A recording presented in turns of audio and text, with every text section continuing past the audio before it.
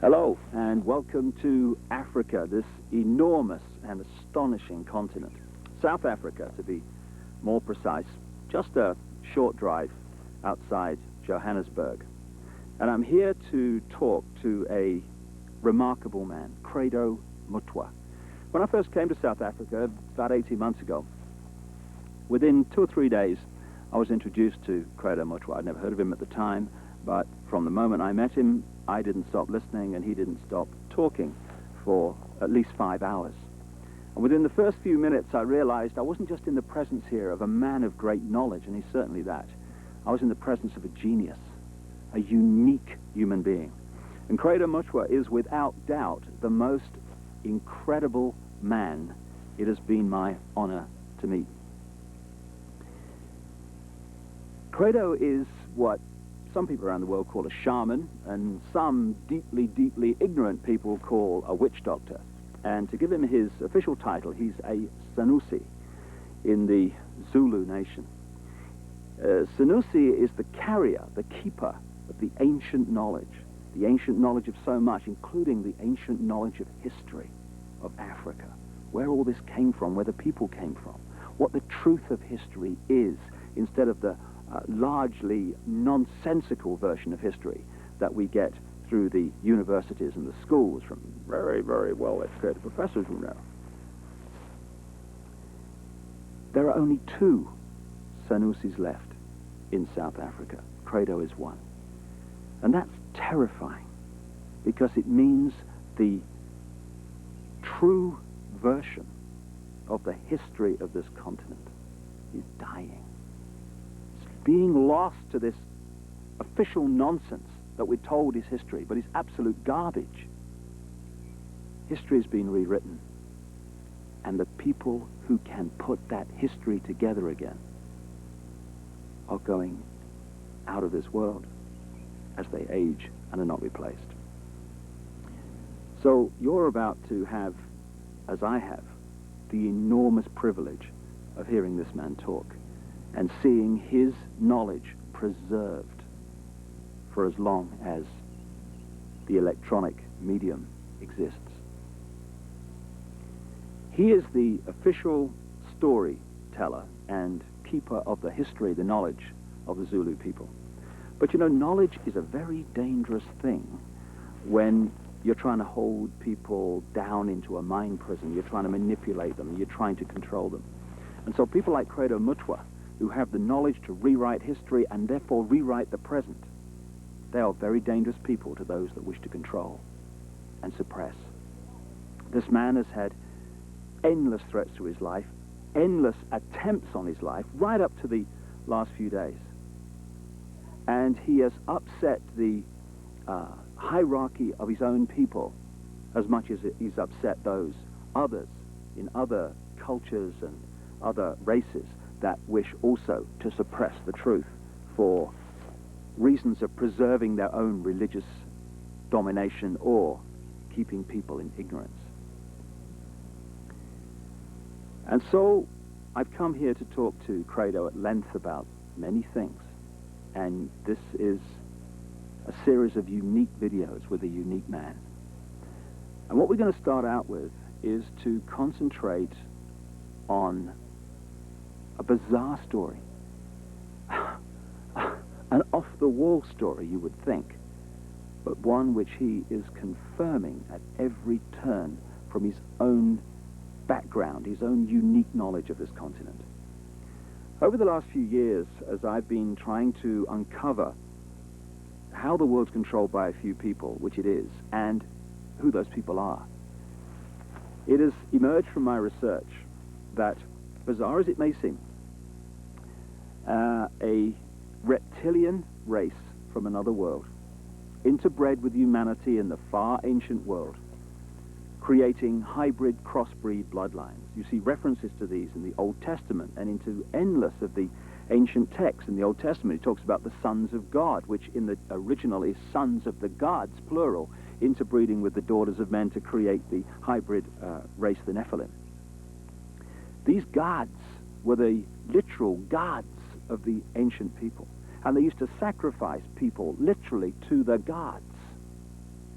And these crossbreed bloodlines, as ancient accounts tell around the world, were put into the positions of ruling royal power in the ancient world. And then, as is happening today, when you do the genealogy of the ruling families and the ruling positions of power in the world, be they the 42 presidents of the United States up to Bill Clinton, be they the British royal family, be the aristocracy of Europe, any of these key ruling elites, the top of the banking system, the top of the global business system, you hit the family lines which go back to these same ruling lines of the ancient world, royal lines, that the ancient accounts say were the crossbreeds between humanity and these reptilian gods. In other words, a reptilian extraterrestrial race has been controlling planet Earth for thousands of years to this day and putting its genetic compatible bloodlines into the positions of power as presidents, prime ministers, banking leaders, business leaders, etc. And this explains so many things, where we get the divine right of kings from, the divine right to rule because of the bloodline, the genetics. Why these ruling families of the aristocracy and the royal families have always incessantly interbred with each other, just as the Eastern establishment families of the United States do, that produce so many presidents and banking leaders and administrators of government in the United States. And astonishingly, bizarre as I keep saying, and seemingly ridiculous as this story may be from our conditioned perspective of life and reality, when I started talking to Credo Mutwa from his African experience and knowledge of the most staggering depths and variety, he tells exactly the same story that I have uncovered around the world, exactly in great detail. And if Africa and the world is ever going to be free, and we are, then they have to listen to this man. And they have to listen now. I started out by talking to Credo about the origin of the knowledge that he is about to share with us for the first time in so many cases. Because this is the knowledge that only initiates normally get. But as Credo says, the world needs to know this. And so, this is a unique video, and this is a unique man. And like I say, I asked him first about the origin of the knowledge that he's about to pass on. When the white man started destroying our religion, when he started demonizing our gods, when he started ridiculing what we believed in and actually using educated Africans to destroy that ancient African religion, in many parts of Africa, say, our ancient religion went underground. And there were, call them secret societies, all over South Africa and Central Africa and East Africa and West Africa, where this knowledge was stored and kept by aging guardians, many of whom did not know that in other parts of the land there were other guardians who were doing exactly as they were doing. Now, when I first became a Sangoma, I was already, say, a person of education. I had entered school as a child of 14 years. And when I became a Sangoma, I was a youth of 16 years. And what my aunt and my grandfather, as well as my maternal grandmother, taught me shook me to the core of my soul. I found that the mission schools had been teaching me lies about my people all along. Missionaries had told us as children that the only light came to Africa with white people, that before the white men came, we black people had no idea about God. We had no belief in a life after death, and that our people were just a race of savages who used to lie around in the sun, womanize, fight, and drink beer every day. I was suddenly awakened to the fact that Africans had in fact been far greater intellectually than the missionaries were willing to give them credit for. That like the white men, we had astrology, astronomy, we had surgery. In fact, I found that Zulu surgeons in the early years of the 19th century and the 18th century and even beyond could perform operations which white surgeons were not capable of operating. And the more I learned about my people, the more I wanted to learn. And when my initiation under my aunt Mina and my grandfather Zigo had ended, I wanted to know more and more and more. And sometimes I had to pay a ghastly price in order to gain this knowledge. In one place, here in the northwestern Transvaal, my teachers found that I was really uncircumcised. And they told me bluntly that if I wanted to be a member of this secret society, I had to undergo circumcision. And I did, and it was screamingly painful, I assure you, because it was done with a clasp knife, which somebody must have blunted a little bit, just to make sure that I got the message. Well, I had the same done, but I was asleep at the time, so we have that in common. And say, in some places in Southern Africa, if you wanted to learn the secrets of a certain secret society, you had to do dreadful things which I cannot repeat here. And at one time, in Barotse land, in the west of what is today Zambia,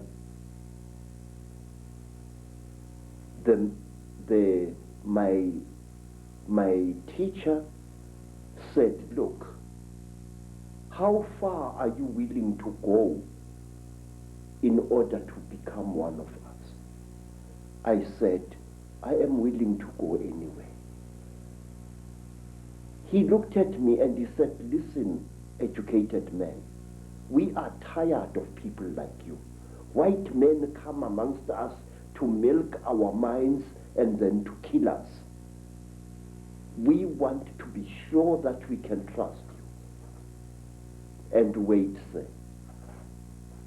I said, great one, I am willing to do anything. He said, are you? I said, yes. And then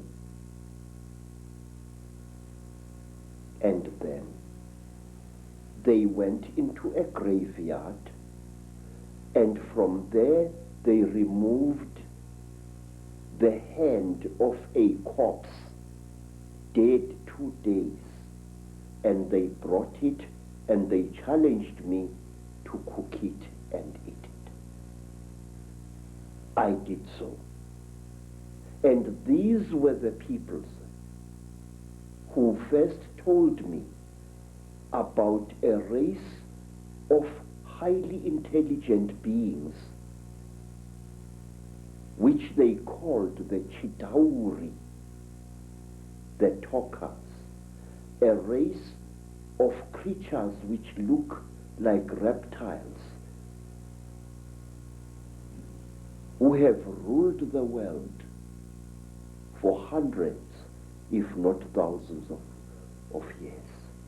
Through this dreadful act, I was able to gain knowledge which was denied to even the highest Sangomas, because they would not go through the ritual I went through. This is how secret knowledge is protected in Africa. So, and at one time, let me tell you another thing. Again, in Barotse land, on the border between Angola and North Rhodesia, as it was called, I was brought into a hut. And in the hut was a young woman.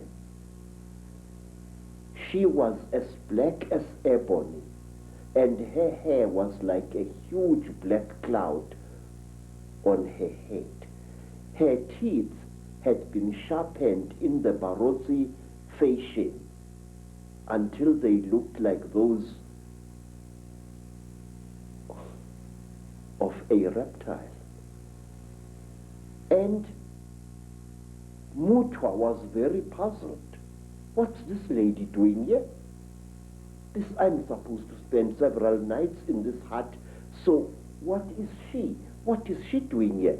Now, Credo Mutwa, being a frightened Zulu, afraid of women but not afraid of wild animals, decided to sleep with his back to the wall, giving the lady a nice clean bed.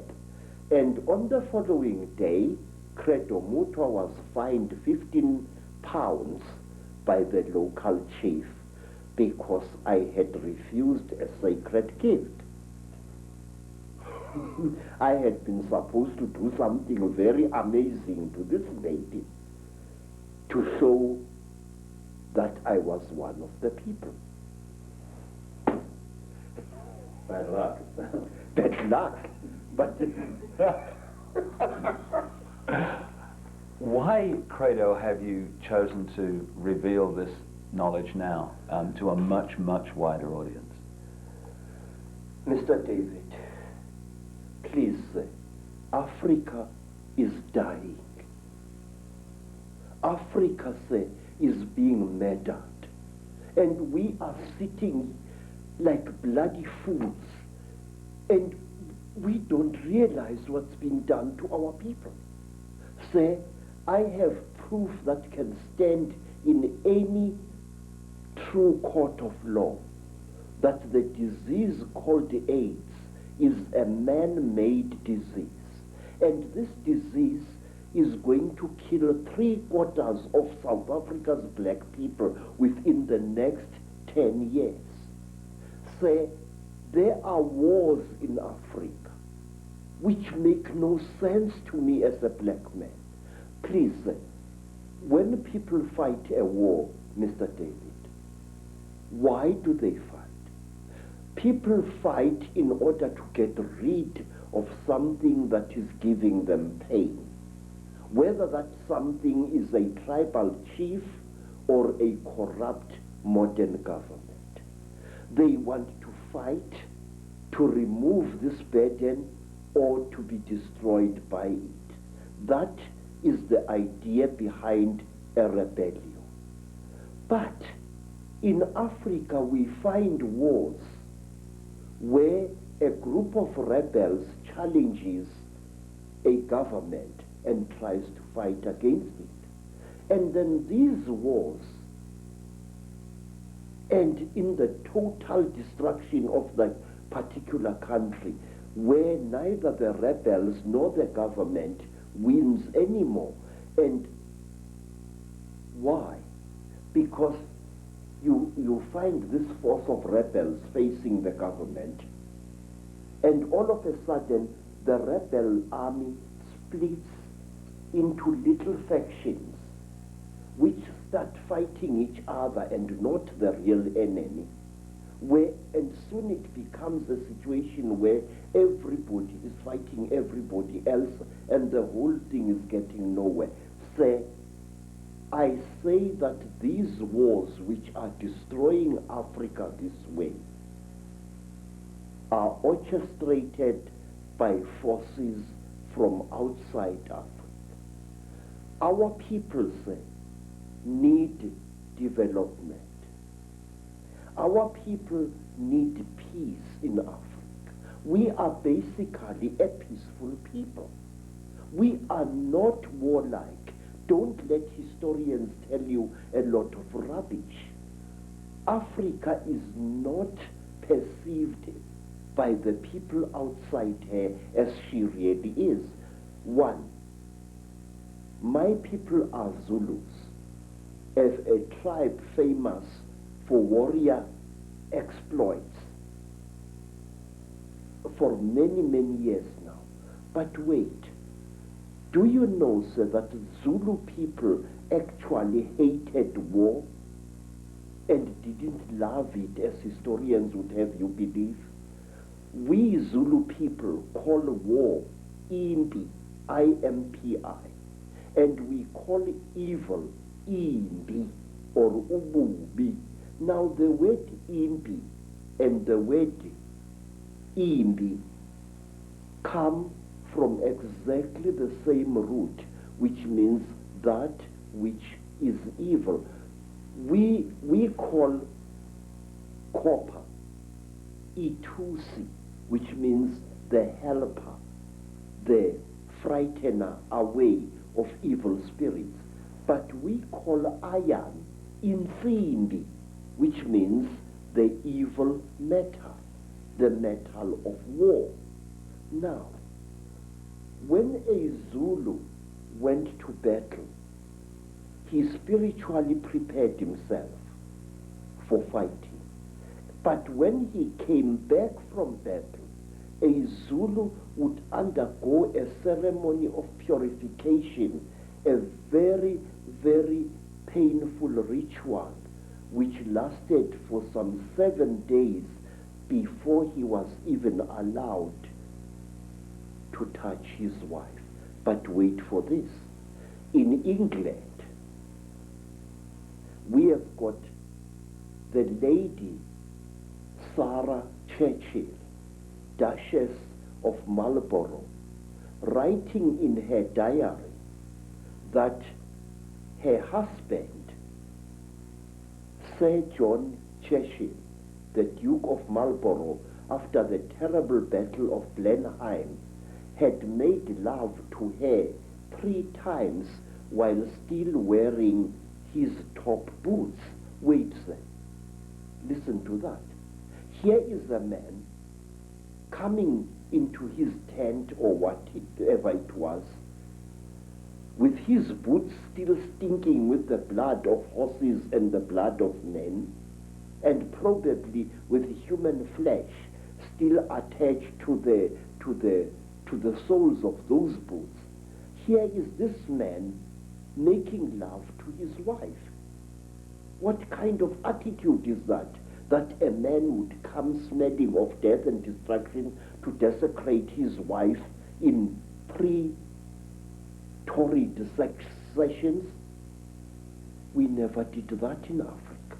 We hated war, and furthermore, our people, the black people of Southern Africa, are accused of having been a male-dominated society. Absolute bloody poppycocks.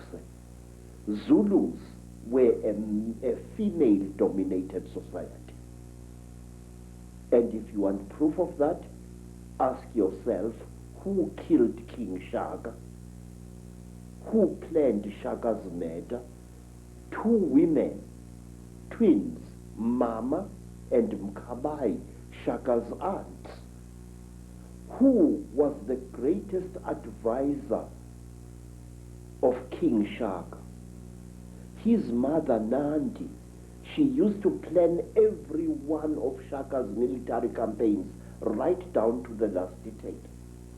So, everywhere in South Africa, our word for great also means female, but that is something we shall discuss at another time. So, Africa is being murdered in a race of people which once founded some of the world's greatest civilizations is being cruelly exterminated, and our politicians appear to be hypnotized as like a little antelope hypnotized by a python. Don't our leaders know what is going on in Africa? I'm going to talk, sir. I'm going to talk, and I'm going to reveal and damn the consequences. I am not a brave man, but it's high time somebody stood up and exposed the conspiracy around Africa and her people. So let's start looking then at the force that is the common theme through all this history to the present day that's been manipulating these highly malevolent, highly destructive situations. My own research around the world has certainly focused in on the fact that there is a force, not of this world, shall we say, that is the common theme. What is your experience and your knowledge of an extraterrestrial involvement in the history of Africa?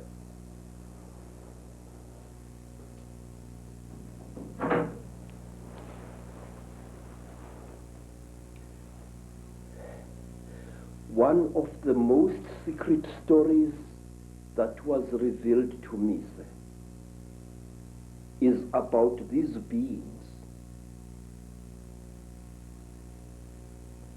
This story was revealed to me first in Barotse land, then in the country today called Rwanda, once known as Rwanda Urundi.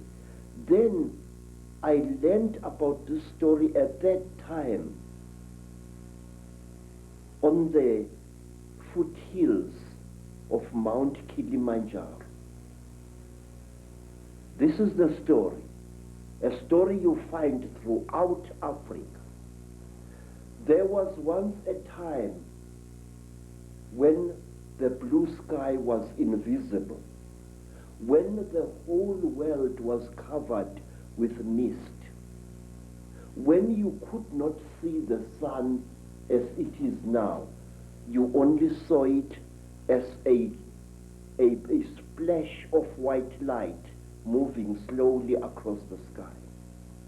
At that time, there was an eternal drizzle every day of the year. At that time, people could not see the stars. People only saw the trees growing, trees which were very, very big. There was no desert at that time, only jungle everywhere where you went. At that time, sir, people were what we call in Zulu, ngubili. A human being was both male and female in one body. And out of the sky, one day came terrible objects.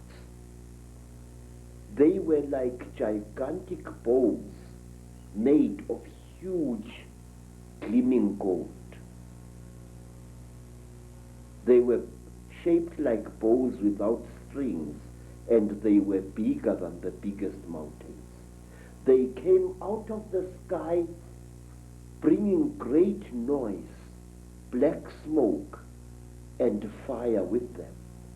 And out of those huge objects came them.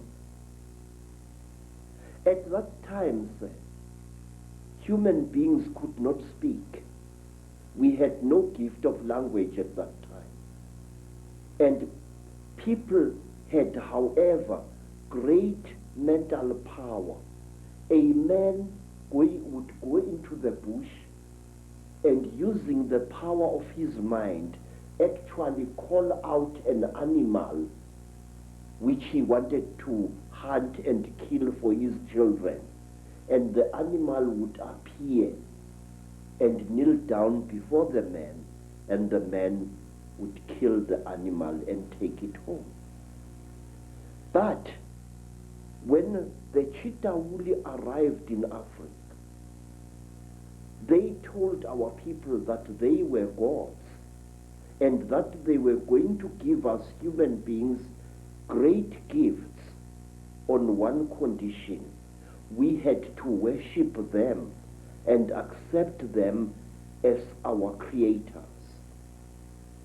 Some told our people that they were our elder brothers and that this earth had produced them generations ago.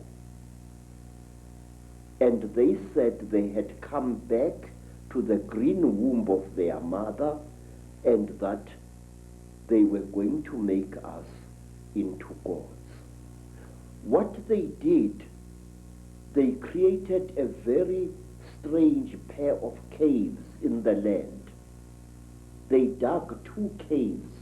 In one cave was a green light, in another cave was a red light. And they drove human beings into these caves. And each human being had to choose which cave the human being wanted to go into. And those who went into the green cave came out as women. And those who went into the red cave came out as men. And then the talkers, the Chitauri, told our people that now they were perfect. But the moment the first men saw the first women, a terrible row erupted. The women hated the men because they looked between their legs and they saw what they thought were snakes dangling between the legs of the men. And the men hated the women because they looked on their chests and they saw these big things. What they were, they did not know. And then the Chitauri laughed. It was to them a very, very big joke. And then the Chitauri said, if you serve us, you wretched little human beings, we are going to make you into gods. And the human beings agreed to serve the Chitauri. And the Chitauri gave human beings a second gift, the gift of language. People started talking with their tongues where they had talked with their minds before. And there was a big rubbish starting again, because this man did not know the language of that man. And when this man greeted that man, this man thought that he was being insulted, and so a lot of murder and culpable homicide started taking place all over the world. When our people were given language, they found to their horror that they had lost much of their mental powers. They had paid a terrible price. But the Chitauri were now the masters of human beings. They made them, the human beings, to go into holes in the ground and to mine metal, gold, copper, tin, all kinds of metal. The Chitauri forced our people to mine. And the people were very unhappy because they couldn't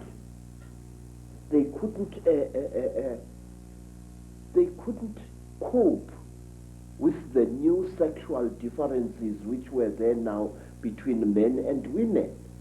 And then from amongst the Chitauri came a very good female Chitauri. Her name was Mai Nzarantwari Samahongo. Mai Nzarantwari Samahongo was the senior wife of the terrible chief of the Chitauri, Umbaba Gorontwari Samahongo. She was sorry for human beings, this great reptile lady. She said to the poor people, "Ow, you are unhappy." And the people said, "Yes, great one. We go into the holes every day, we dig the stones and we bring it to the gods, but we are not happy." And Mai Nzarantwari scratched her scaly chin and began to think and to think. She was terribly ugly. Her eyes were awful, like lights in the darkness. But she had mercy in her heart, and she taught the men and the women how to make love. And she said, "Look, we divided you into males and females. Now this action is going to bring you together." But it did not, because anyone who receives a gift from the Ntwari, the children of the python, is always in trouble. What happened was that when one guy slept with his wife, he didn't find her much, so he went to steal another guy's wife, and there was a big remorse, as we say in African, starting. So men started stealing each other's wives and each other's girlfriends, and women started stealing each other's husbands, and there was a big nonsense in the land. And King Umbaba, the terrible lord of the Ntwari, the reptile people, said, "Look what you've done, you stupid old woman. Now these people, they are making such a noise. Listen to all that screaming in the bush. They are busy making love there, and our gold is not being dug, and you are responsible for this." Nzarantwari thought and thought and thought and thought, and then she got a plan, and she said, "I will make them stop. When they make love to each other, the female is going to get pregnant. And when she is pregnant, the male is going to leave her alone, and that noise in the bush will not be so disturbing to you, my lord." And Umbaba said, "You had better. There is no production here."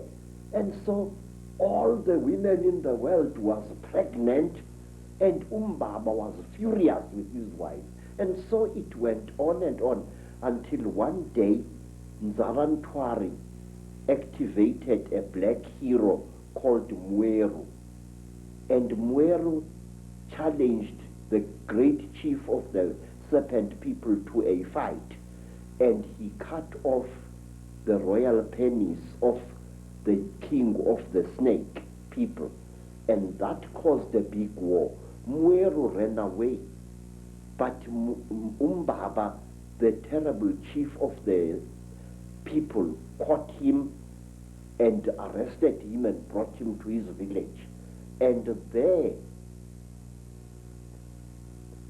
the great chief Gorontwari Umbaba said, "Look, you cut off my thing, and I have replaced it with one made of gold, and I can't make love to my wife anymore. You think too much, you wretched little human being." Now Umbaba had a terrible nail in one of his hands, a claw, and with this claw he drove the claw into poor Mweru's nostril, making a terrible hole into his brain, and he started drinking Mweru's brain, and then he threw away the corpse. To this day, we believe that the people, the Chitauri people, they eat human brains. And strangely enough, scientists have found skulls where the human brain has been removed and eaten by someone or something. Well, hearing you speak here, so many things come to mind. First of all, you're saying that telepathy was the key form of communication before the Chitahuli, the reptilians came. Yes, sir. And I guess it's like a muscle. When you use it, it gets more sensitive and more powerful. So the more you use your telepathy, the more powerful your mind got. And then when language came, it almost brought us into this three-dimensional world and disconnected us from that mind power that we had before. Yes, sir. And it's also interesting that the story that you talk about, the language being given, and then the different languages being given. Of course, that turns up in the Old Testament, in the Bible. It turns up in stories all over the world about the fact that we were divided by language, so we couldn't communicate. And as someone who publishes books, I know today how difficult it is to communicate through books when you've got endless different languages. So it's been a brilliant form of control for a long time. Yes, sir. Even now here in South Africa, today, sir, black people prefer to speak to each other in English if they belong to different tribes. And they have even, over the many decades, black youths have even created a lingua franca of their own, which we call Tsotsi language, which is a mixture of African words and Afrikaans words. They do this in order to bridge the incredible language gap which exists between black people in South Africa. Let me show you an amusing thing, how different languages are. The language of the Xhosa people of the Eastern Cape is very similar to Zulu, but certain important words in the Zulu language, good words, are viewed as obscenities by the Xhosa people. For example, in the language of the Zulus, an ancestral spirit is called Idlozi. But if you use that word to a Xhosa, he says you are using a dirty word, because to them, Idlozi means sexual desire. And in the language of the Zulus, maize meal, is known as impuphu. But in the language of the Bapedis, maize meal is called bupi, and if a Zulu uses the word impuphu in front of a Bapedi woman, she feels that he has insulted her, because in the Bapedi language, impuphu means a woman's sexual organ. And in the language of the Mashonas, in the language of the Zulus, a mother is called mama. If I say my mother, I say mama wami.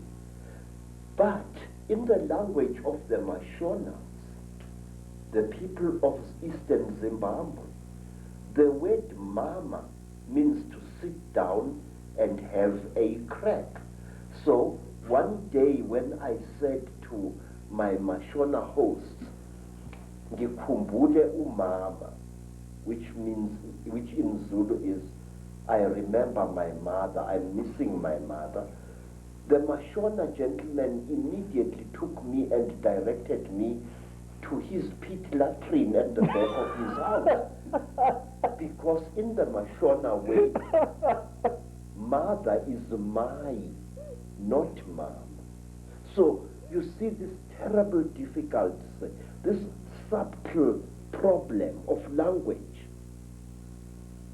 is a very big obstacle to communication in Africa. So we designed languages. There's another language called Fanagalo, which is a lingua franca consisting of African words as well as nonsense words and Zulu words, which was used a lot in the mines in the 1930s, 40s, and 50s. So, to bridge this great language gap, we have created artificial languages in Africa, but today English is the preferred language of communication. Some say we should learn French, also another language of communication in Africa. Some of the problems of language can be funny, but it is the same situation, the divide and rule, that is actually, in other expressions, created this tremendous turmoil in Africa and other places in the world. And we're looking, from my research, and staggeringly hearing you talk, you're saying exactly the same as I've come across. It's incredible confirmation that a reptilian race from another world has been behind the manipulation of humanity for a very, very long time.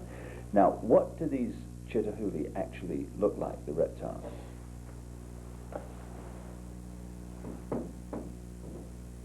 I'm not a good artist, You're better than me, that's for sure. but this is how we believe the Chitahuli look like. They were created in this, you see, sir, you white people say that there are alien beings on this earth. No, you are wrong. The earth in which we live has produced 24 different races during its long existence. Please, this is how a Chitahuli looks like. It stands about 11 feet high. It is a very slender being which seems not to have a bone structure. Its fingers have no joints. They are more as if the bones in here were flexible. Some of the Chitauri have got 3 claws with a thumb. Some have got 6 claws with a thumb. And some of the Chitauris have got horns on their heads. And what surprises me is this. Some film producers,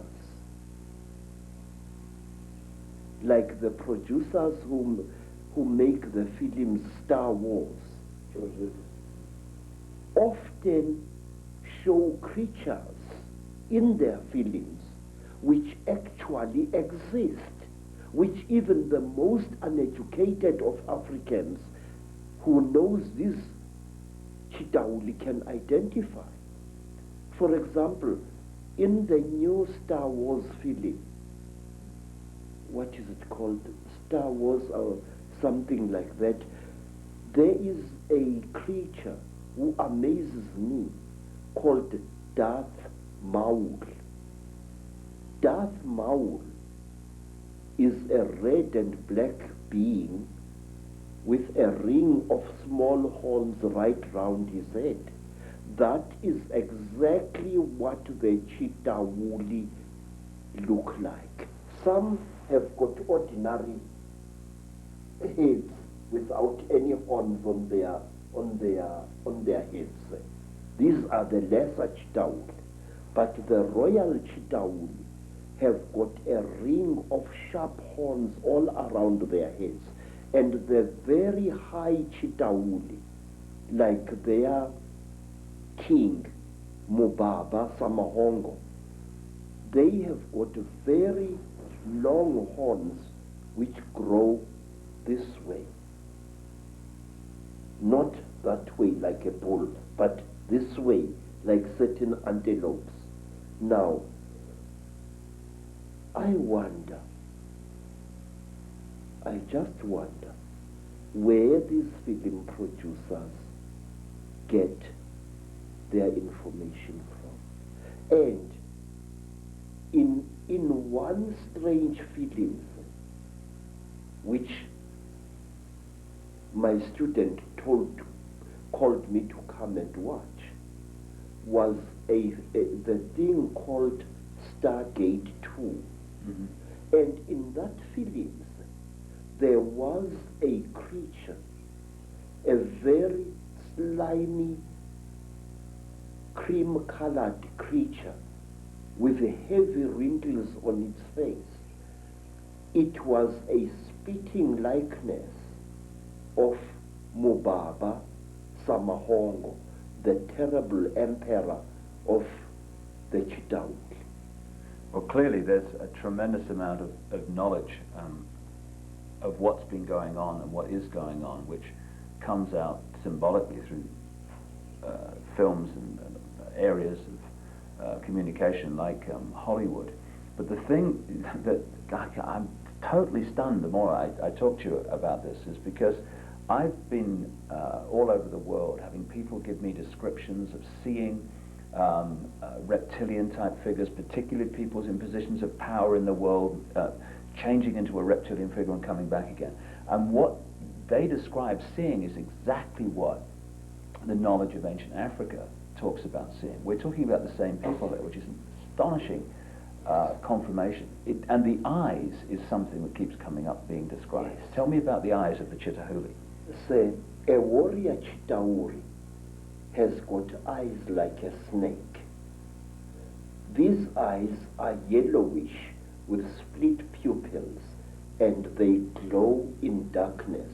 So if a Chitauri, a warrior Chitauri, one of the lesser classes, is hiding in a cave, you can see its eyes burning. But a royal Chitauri has got 3 eyes. It's got the yellow eyes, which glow in a strange, almost ice-like way, like jewels, like certain types of yellow jewel. And then they have got an eye in the center of their foreheads, an eye which doesn't close up down like a normal eye does, but which closes from side to side and which opens this way.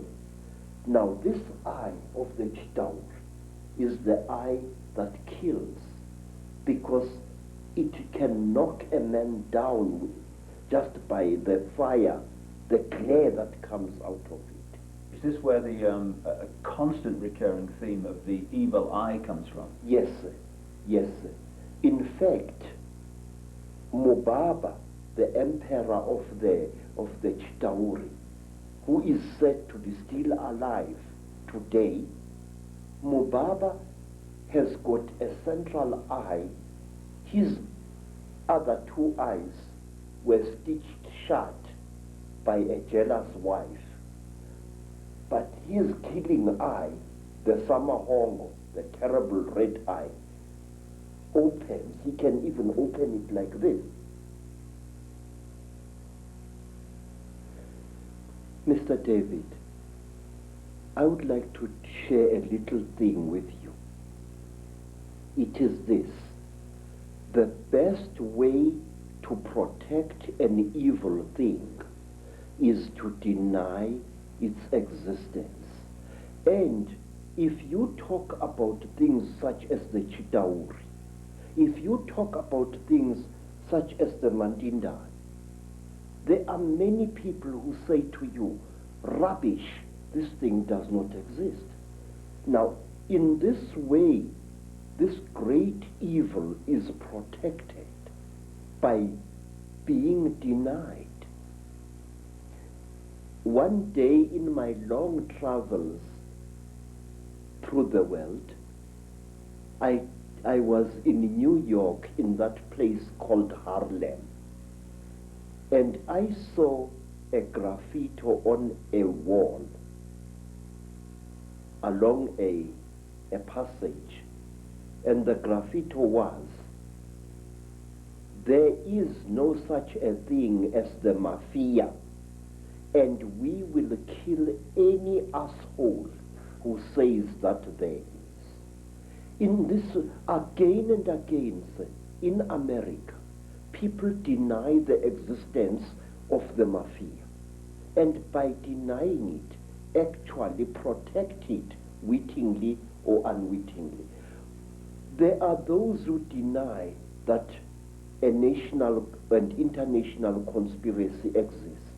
They deny it ferociously, but by denying it, they are actually assisting it and actually protecting it. We must stop denying the existence of these things. We must stop saying that there are no Chitauri, that there are no aliens, that there are no Illuminati. There are. I could tell you for hours. For example, do you know what we Zulu people call a person? A very, very clever person, a very, very wise person, a person who has received light from God. We call him umkhanyiselwa, in other words, the illuminated one. Khanyisa means to light up something, and umkhanyiselwa is somebody who has been lighted up by the gods. So you say Illuminati, I say umkhanyiselwa. It's the same thing. And my research very clearly, and again, you're right, there's tremendous denial of this is the fact. Even among conspiracy researchers, there's tremendous denial that the Chitahuli, the Reptilians, and the Illuminati are actually the same thing. Exactly, sir. Because amongst my people, we say that when two Chitauri are challenging each other for power, and they must fight a duel with their terrible eyes, they start glowing like fishes deep in the sea, and the faster they glow, the angrier they are said to be. Now that is why there are certain parts of Africa where people are advised not to walk at night, because that is where the Chitauri often fight. And one of these parts of Africa, sir, is a remarkable place called the Mountains of the Round Rocks, Matopo, wrongly pronounced Matopo, in Zimbabwe. These hills are really not remarkable in themselves. These hills are said to be the one place in Africa where the Chitauri have been seen. And these hills is where Cecil John Rhodes lies buried, but there is more. You must visit this place at one time. Amongst the rocks on the Matopo Mountains, you find a species of lizard which you don't find anywhere in Africa or the world. A species of lizard which responds to the call of a human being. When I first arrived in 1958 in the land called Rhodesia, now known as Zimbabwe, I found an African there who was a tourist attraction. He was a game warden who made strange sounds, calling out,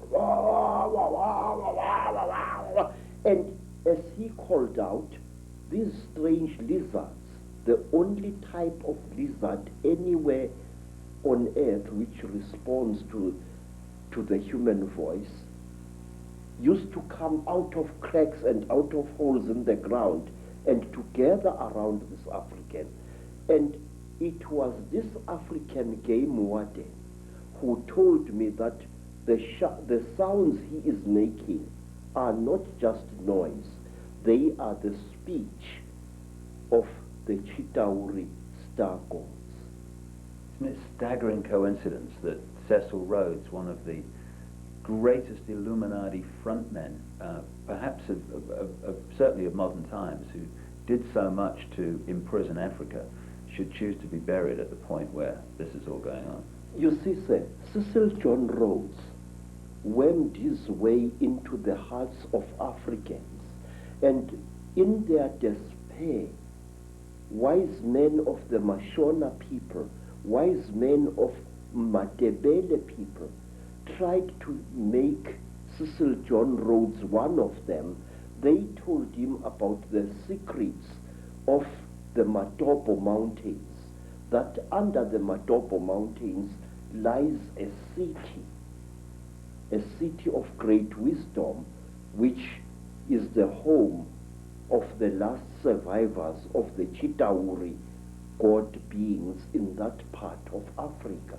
And if you go to the Matopo Mountains and you carry a 4-pound hammer and you strike certain parts of that landscape with that hammer, it gives out a hollow sound which shows you that there are caverns deep underground there. There are two sets of mountains. There is the Matopo Mountains, and then to the east of Zimbabwe, there are the great mountains known as the Inyangani, the Weeping Moon Mountains. There, even now, people disappear without trace.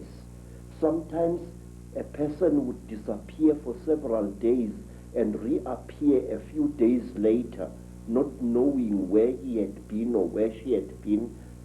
And white people have disappeared there. Black people in their thousands have disappeared there.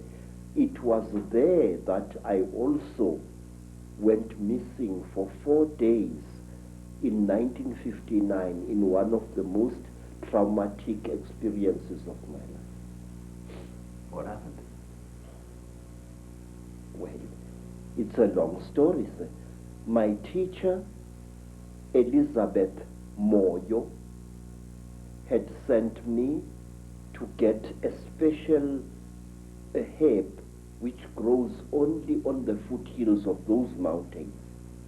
It was just an ordinary day like any other, just beautiful day like this one outside here. And I love the African wilderness. I'm at home in the bush, especially in the days when I was still in good health. I love the animals. I love their smell, and I love the smell of the vegetation. And I was looking for this herb when all of a sudden a bright blue mist fell all around me. It took me some time to react to this strange thing. It was a hot day, and all of a sudden the temperature around me dropped. It was as if I was on the slope of a very cold mountain, but it was a warm day. And then the next moment, I was in what appeared to be a metal-lined tunnel, a caving tunnel, and I was lying on what looked like a workbench, a very large workbench of some kind. You know, an iron table which an engineer or somebody working with metal would use for welding and cutting metal upon. But this workbench was very brightly polished.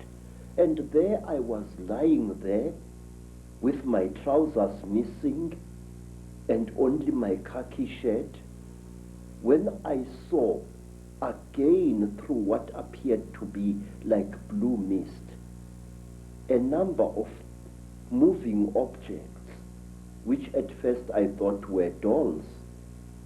And these objects were moving towards me. I noticed with mild surprise that they were very thin, short, human-like creatures with very, very large melon-shaped heads. The creatures had no noses, as human beings have.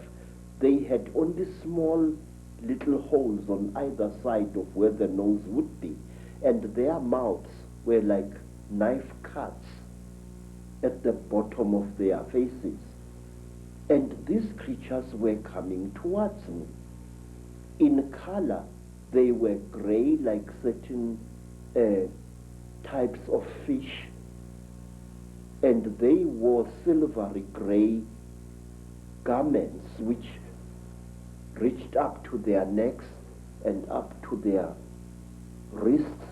I couldn't see whether they were wearing boots or not at that time. And while I was looking at these creatures, I suddenly was aware that something was above me, standing there, and I looked up straight into the face of one of them, a much taller one than the others. And this creature was wearing a garment like a tight-fitting overall without any buttons or anything, which reached up to its neck, but its wrists were bare. I noticed that the creature had very long fingers. Its fingers had extra, and each of its fingers had an extra joint, and it ended in a claw, a black claw like that of a chicken or a certain kind of bird, and that its thumb was not here, but here in the middle of the hand. And this thing was standing above my head and looking down at me, and I was looking at its eyes, which were very strange indeed. It was as if it was wearing plastic goggles over its eyes. I could see its eyes inside these tinted goggles, and it had holes on either side here, but it had no nose as I have. Its jaws were very small, and its mouth was a slit with tiny little scale-like things where its lips should be. And the creature carried a horrible smell on it. I can't describe that smell. It was a metallic chemical smell which seemed to combine the smell you would smell when somebody is burning brass or copper, and a very ugly chemical smell, these two smells combined. And this creature was looking down at me. I was frightened, but I could not move. And the next thing I knew was a terrible pain on my left thigh. It was as if somebody had just stabbed me right to the bone. I screamed and I tried to jump away, but my body was inactive. I could not move. I was not tied to any chain. I was not chained to the top of this table. There was no belt tying me, but I could not move my body. And when I looked down at what was happening, I found that one of the shorter creatures had driven something very painful into my left thigh. And then, while I watched, horrified, the creature pulled out this thing, and I saw that it was like a pencil made of shining metal with what appeared to be a flexible cable at the back. And before I could do anything, my head was seized by the creature above me. It caught me on either side of the head like this. And then a third creature drove something into my right nostril here. It was as if I had been shot. The pain was so terrible, sir, that I screamed and screamed. Blood filled my mouth, blood spurted out of the nostril, and the creature did not seem to care. I was stupefied. The pain was so intense, so terrible. And then, quietly, brutally, the creature pulled out the thing that it had stabbed me in the nose with, and blood flowed into my mouth, out of my nostril, and I was choking. And then the big creature coldly turned my head this way, so that blood came out of the mouth, and which gave me some kind of relief. And after what seemed like an eternity of pain,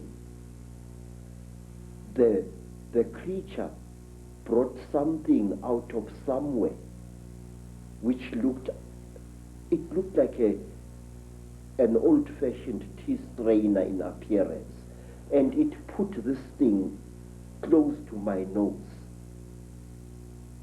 And then I seemed to drift away, and the pain subsided. You know, sir, it was torture so intense that even now I can't describe it. And then something else happened. A fourth creature started rummaging between my legs, and it pulled out my organ of manhood and stuck something into that. It was very strange, but I wasn't feeling any pain now. But I could feel the flexible cable moving inside me, right into my body. And then, I can't describe it. It was as if my seed was being sucked out by this small, bright, flexible cable. And then the creature just pulled it out. I screamed and I cried and I screamed, but I could not move. And then something happened which to this day still amazes me. After the creature had pulled out the flexible cable from my organ, the creature just stood there looking at my organ. And I was so terrified that I urinated, and accidentally urinated against the chest of the creature. It jumped away as if I had shot it, and it stumbled backwards. But its face didn't show any expression. Its mouth didn't even open, but the way the creature reacted, trembling all over, it was as if I had really hit it, but it was wearing this kind of garment. And after that, I was left alone, except for the big creature, which stood to my right side this time, with its arms folded, looking down at me. And then, while I was looking at this creature, trying to appeal to it, no pain anymore, no pain, please, I was pleading. Pictures suddenly flooded my mind. Pictures of buildings sunk in a red lake of water. Buildings rotting away. Buildings that appeared as if they had been bombed. And cities sunk in terrible mud. Trees sticking out like rotten ghosts, trees without leaves, without branches, sticking out of the mud as if they'd been poisoned. I saw visions of this.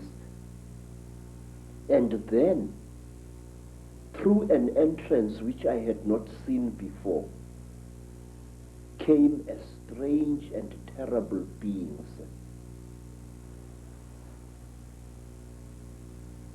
It was exactly like this. It was tall, made entirely of metal, with burning eyes and a snout. It didn't do anything. It just moved and came to stand at my left side. It didn't touch me or anything like that. It just stood there, making a strange humming sound. And then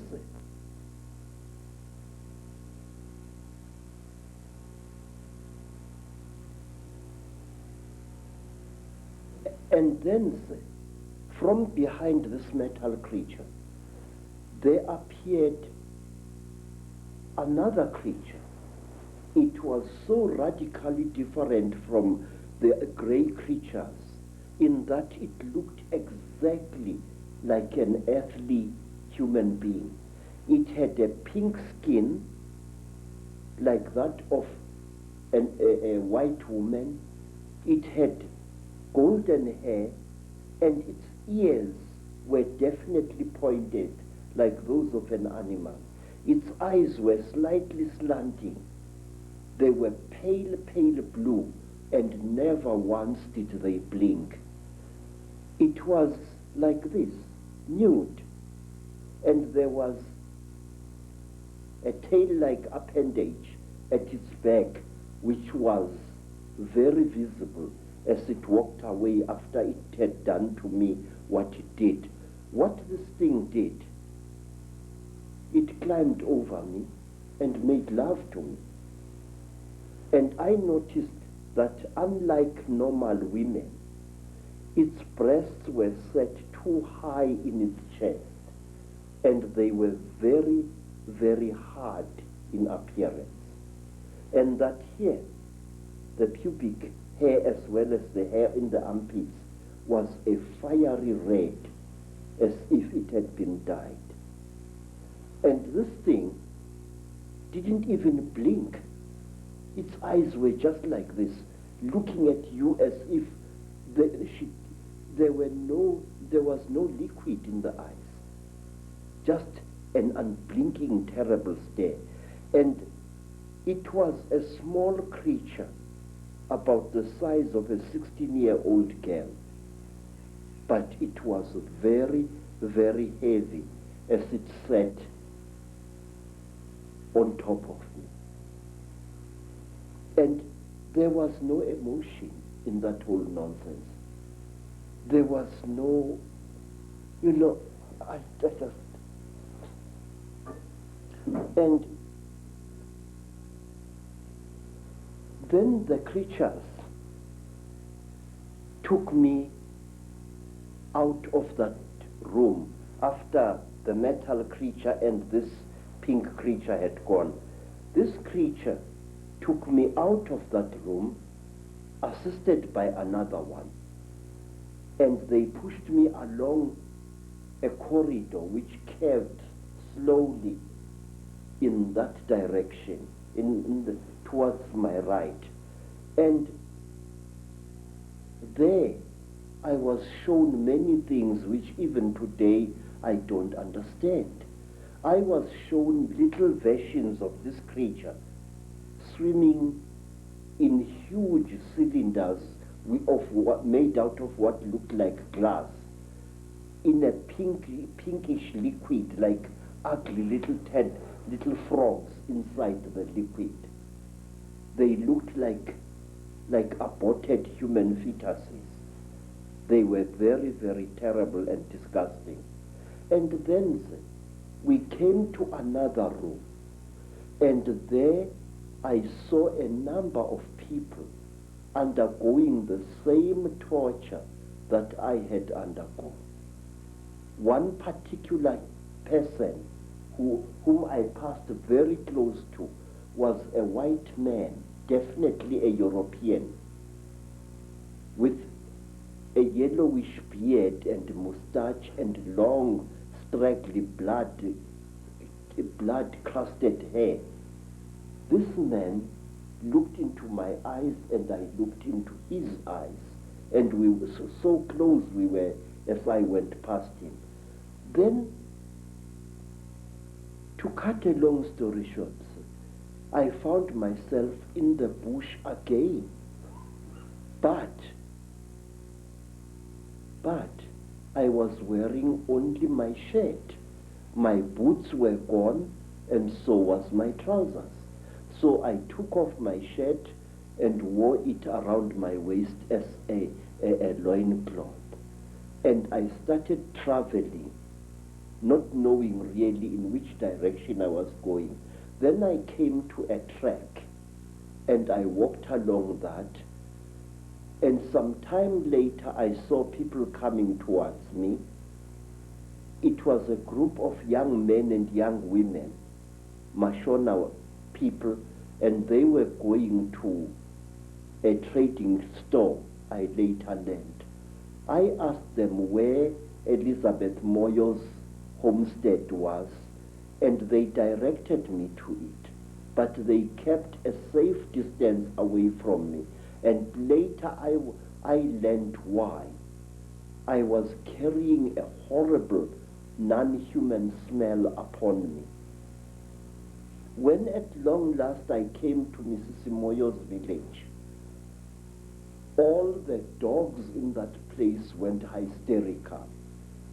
They came at me in a pack, wanting to tear me to pieces, and only the villagers managed to save my life there. Mrs. Moyo asked me where I had been, and I said I did not know. And then she said, I know you had been taken by the little ones. I said, yes. I cannot understand. She said, you must not try to understand. You were chosen by the gods as a living sacrifice. So don't even try to talk about this. But how could I not talk about it? I wanted to understand what had been done to me, by whom and why. Even now, sir, I still want to understand what it was all about. And many years later, I met a remarkable white woman, Elizabeth Clara, a famous South African woman who had worked for British intelligence during the war, and who, we are told, had been impregnated by a being from the stars, Akon. I asked Elizabeth what was the meaning of the strange thing which was done to me, because since that time I had come across many black people, well over 200, who had been through the same torture as I. I had come across many black as well as Cape-colored women who had been mysteriously impregnated by the same creatures that I had gone through the hands of. And let me tell you one other interesting thing, sir, before I forget. About a year after I had underwent this terrible experience, I was walking along Jeppe Street in Johannesburg delivering parcels when a white man shouted at me to stop. I stopped. I thought he was a policeman wanting to arrest me for some reason. And when I tried to produce my identity document, the white man said, listen, I don't want your nasty word, passbook kefa. I said, then sir, what do you want, boss? He said, listen, where did I see you? where did I see you? I said, I don't know, boss. But he looked very familiar to me. And then he said, listen, don't bullshit me, man. Where did I see you? Where did you and I meet? Then I said to him, I saw you in Rhodesia, in a certain place. You were lying on a table. If I had hit that white man with a fist, he would not have reacted the way he did. He went pale, almost dirty gray in appearance, and he turned away with a terrible, dirty word, and he walked away. His eyes were filled not with anger, sir, but with pure, naked terror. Astonishing story. Yes, sir. But there is more, sir. There is more, because I still want to know what was done to me. Say, one day you and I must talk more, in greater depth than now. I would like to tell you that since that time, I have found that I know things that a man of my standard of education shouldn't know. These hands, and those who know me can confirm this, these hands not only have made these sculptures using ancient African metal casting secrets. These hands, believe it or not, can make guns and working jet engines. And one day I wish you to come back to South Africa and I will show you one of these things. I know things which I shouldn't know, and it started at that time. Now, you see, sir, I want to know, what am I? Since that terrible time, my life as a man was really messed up. And one day let me tell you, sir, since that time, I have become a very confused creature.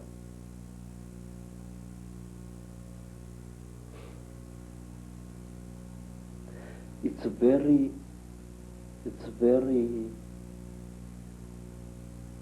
embarrassing, really. But since that terrible day, I became bisexual, which to me as an African is very, very disgusting. Since that time, my mind doesn't seem to be my own. I think about things that a man like me shouldn't bother himself about. I worry about people. It's sickening, sir. I have ruined my life because of worrying about people. I feel that I want to take every human being on this earth by the shoulders, shake them roughly and say, listen, Pastor, there is more to this earth than you think. Say, I have seen the Chitauri. I have smelt them. I have had personal experience of these. And there are people who claim that these creatures are gods. There are people, sir, who claim that these creatures are experimenting on us. That is a lot of rubbish. These creatures are harvesting us. These creatures are not aliens, Mr. Ike. These creatures are sexually compatible with our women. And what does that tell you? It tells you that they came from here. They are part of us. And this makes them all the more dangerous. They know us very, very, very well. They know the great weaknesses of our minds, just as they know the great strengths of our minds. They operate in what I call the gray area of human existence, that side of our lives which we don't want to acknowledge the existence of. They create, African tradition says that the Chitauri, where they engaged God himself in a terrible war, and God defeated them, the real God, Nkulunkulu, the Creator. God defeated them, and he closed their mouths so that they are unable to talk or to eat food anymore. But we are told, say, that the Chitauri fatten on the energy that we human beings give them. They make us to fight each other.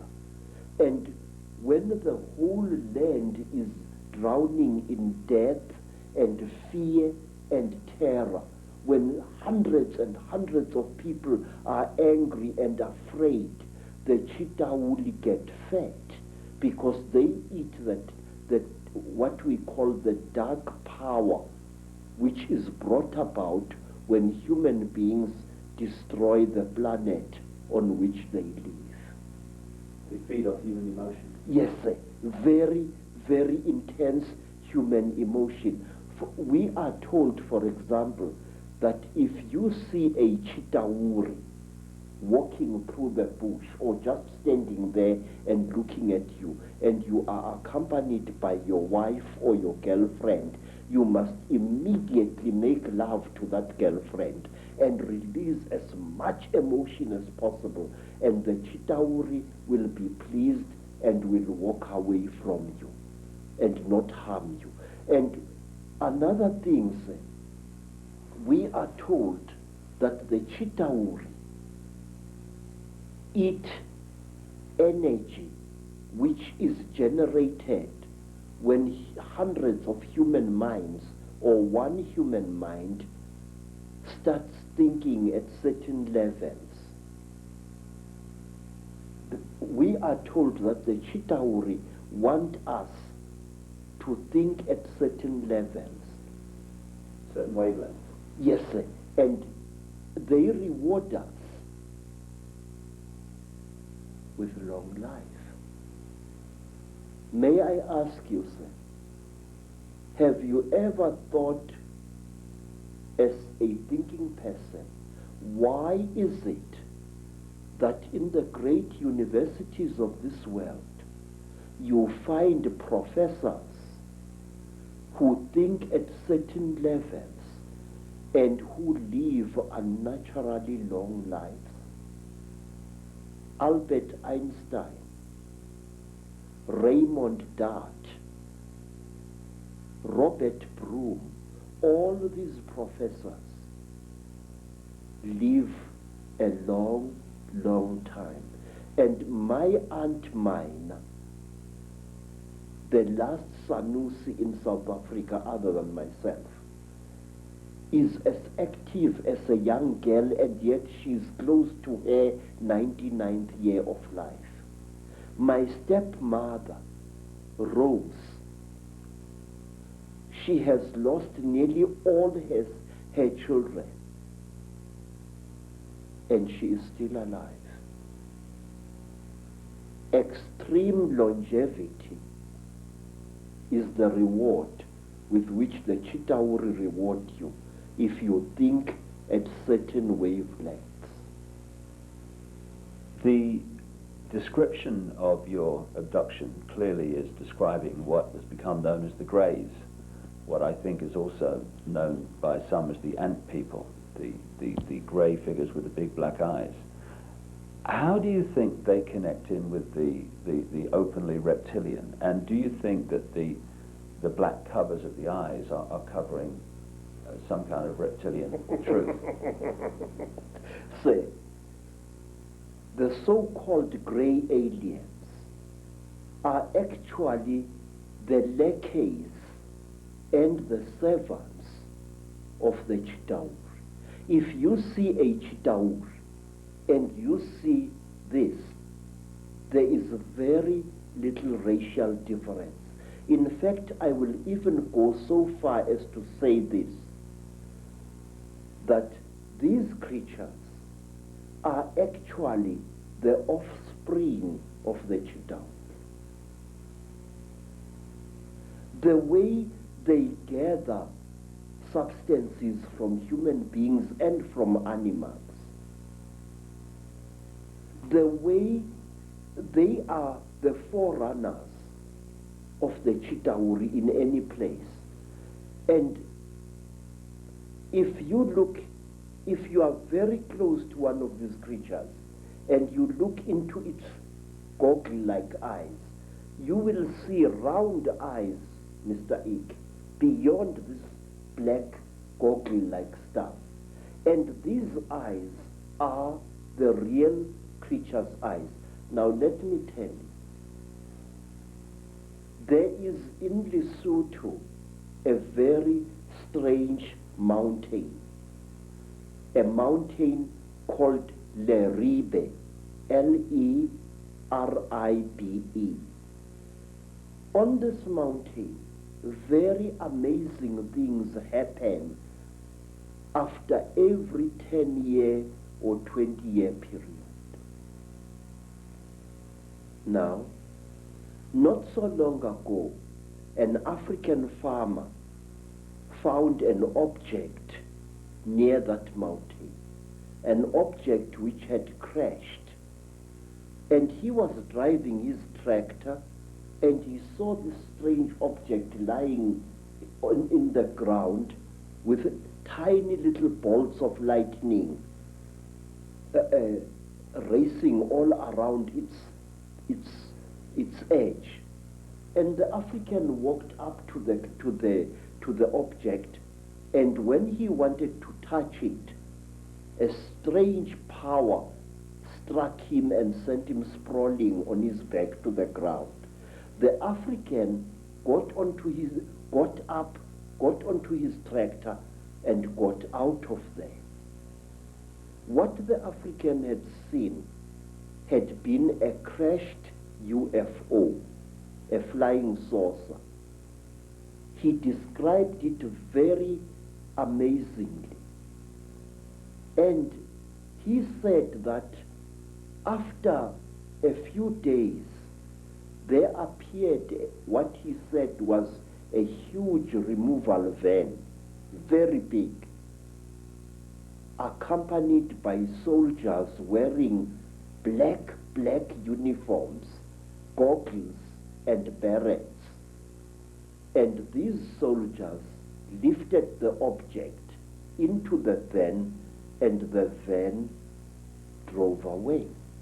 But when people came to the site, they saw that something had fallen there, but they saw no heavy tire tracks of the vehicle that the man had described. Something had crashed there, had been removed, but there were no wheel marks of the heavy vehicle he had described. Now let me tell you something else.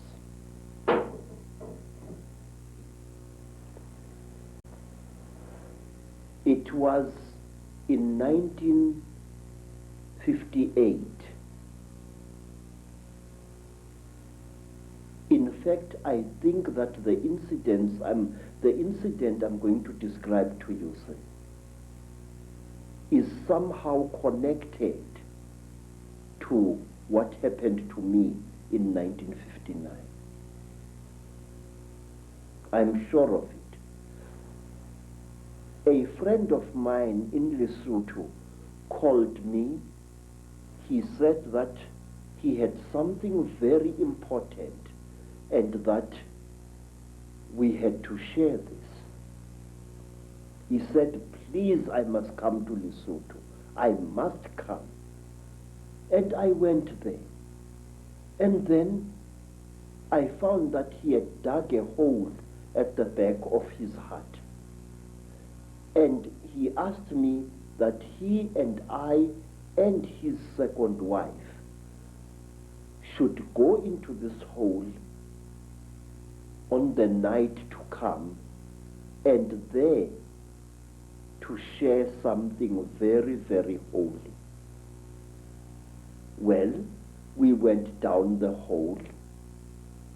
We used a broken ladder, and there inside the hole, we ate small pieces of something. He told me to chew these things very thoroughly, as they were quite hard. I still had teeth in my face at that time. And I chewed and I chewed and I chewed and I chewed. But I noticed that what I was chewing was some kind of dry substance, and that it had the same taste that you would feel in your mouth if you sucked a copper penny. It had that coppery taste, like as if you were sucking an old copper coin. And then we left the hole and we went into his house. And on the following day, we all became terribly ill, very, very ill. Our skins erupted into a rash. It was very, very painful. It was very, very itchy. We bathed with urine trying to take the itching away, but it failed. We bathed with sheep dip, and it failed. And in the end, I could no longer breathe at all. My tongue appeared to swell many times its size. And then I got so sick I could barely open my eyelids. The skin was itching like mad, and I could barely breathe. And as the days went by, it was about a week, but it seemed like 100 years, slowly the rash subsided. And my skin began to peel,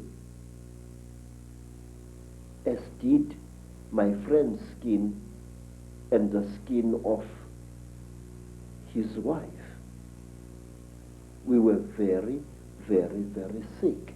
And when I could speak, I asked him, what was the thing that you gave me to eat? This is the thing that has made us so sick. Why did you do this, my friend? He said, look, what we shared was something that can only be eaten while you are hiding in a hole. And that thing is the flesh of a god. I said, God? He said, yes. I said, but I am sick now. He said, wait, you'll recover.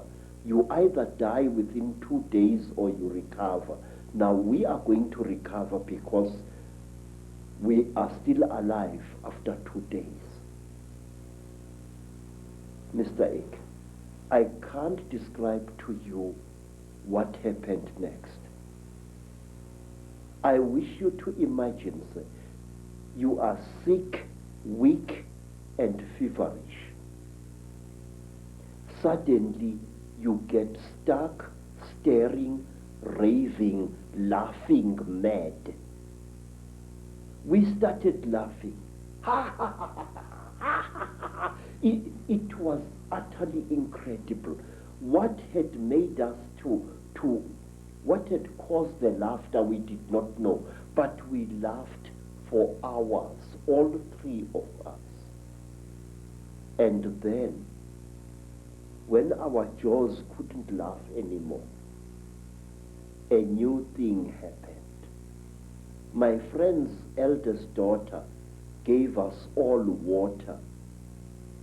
And when I drank that water, my sense of taste was so heightened that I was utterly shaken. Ordinary water from a mountain spring tasted like, I don't know like what, like wine, like something out of I don't know where. My taste buds must have been souped up somehow. And then another feeling, which I cannot describe, fell over all of us. It was a feeling as if we were one with the entire universe. When I looked at a tree outside my friend's homestead, it was as if that tree was a multicolored living rainbow. When I looked at the mountain far away, my sense of sight was so intense that I could see colors beyond colors. I can't give you any other description. And then say, afterwards, I was very weak, but with a monstrous appetite. And then I left my friend's homestead and returned to South Africa. Every step of the way, I seemed like a person reborn. It was a feeling that no words can describe.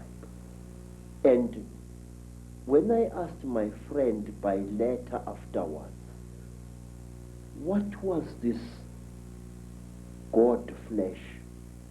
He said it had been the flesh of a puana.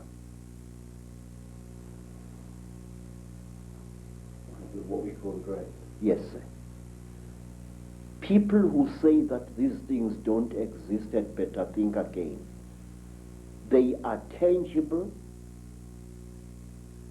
they are smellable, and furthermore, they are edible if you are willing to take the risk.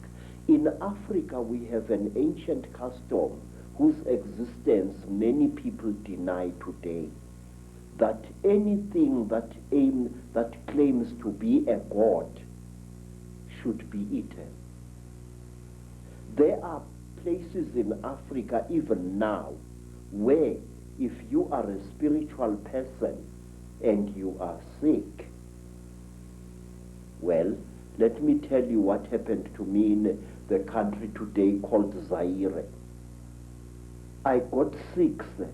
I was undergoing yet another of my 7 initiations, and I fell sick from very bad running stomach.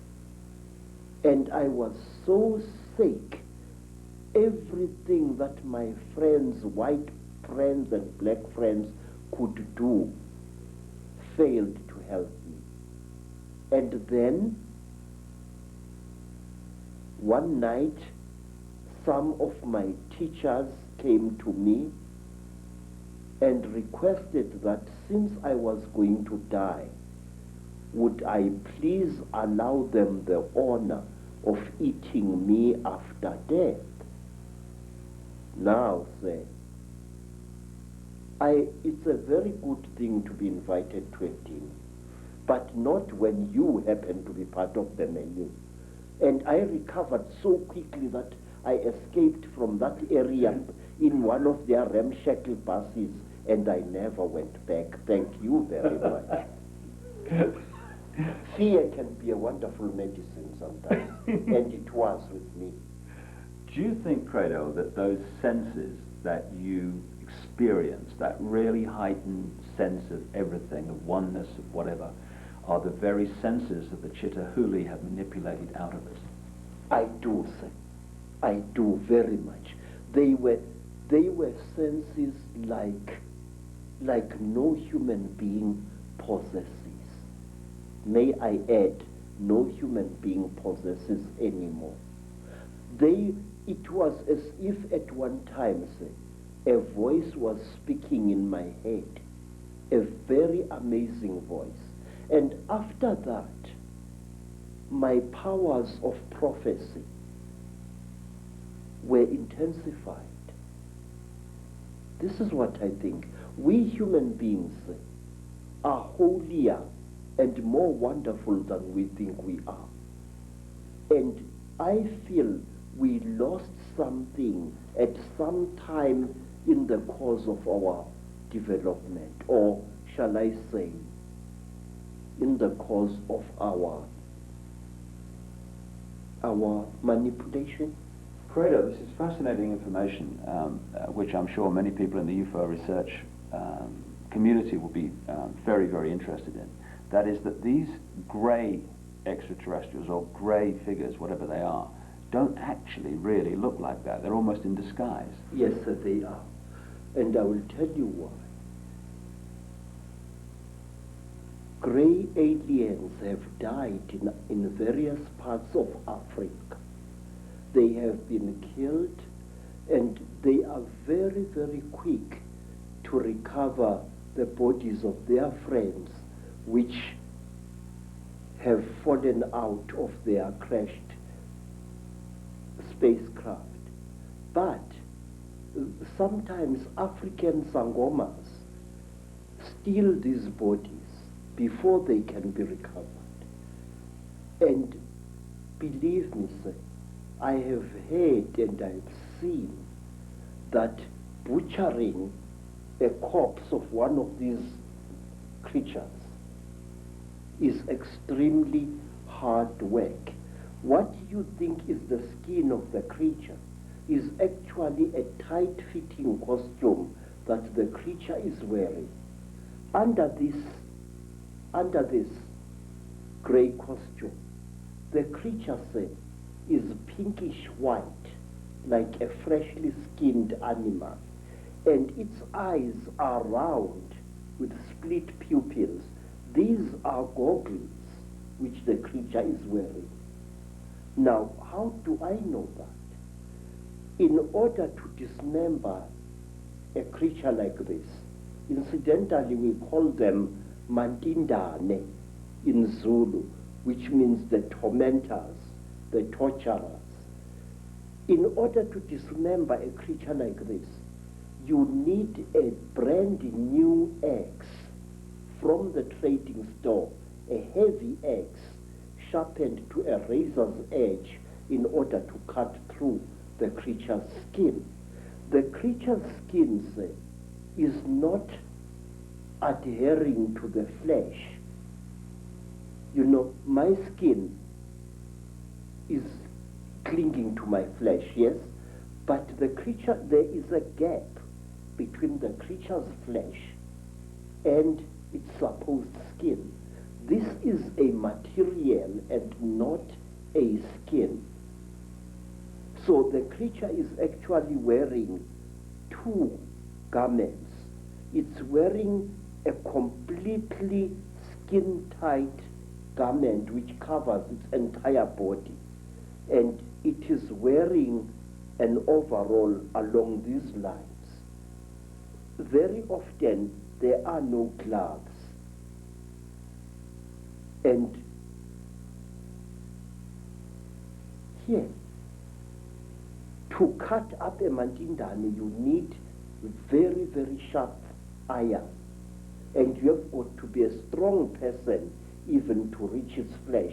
But once you have cut through the cover, the close-fitting covering, you can just open the whole thing and see the dead creature's flesh underneath it. And is it reptilian? Yes, sir. It is.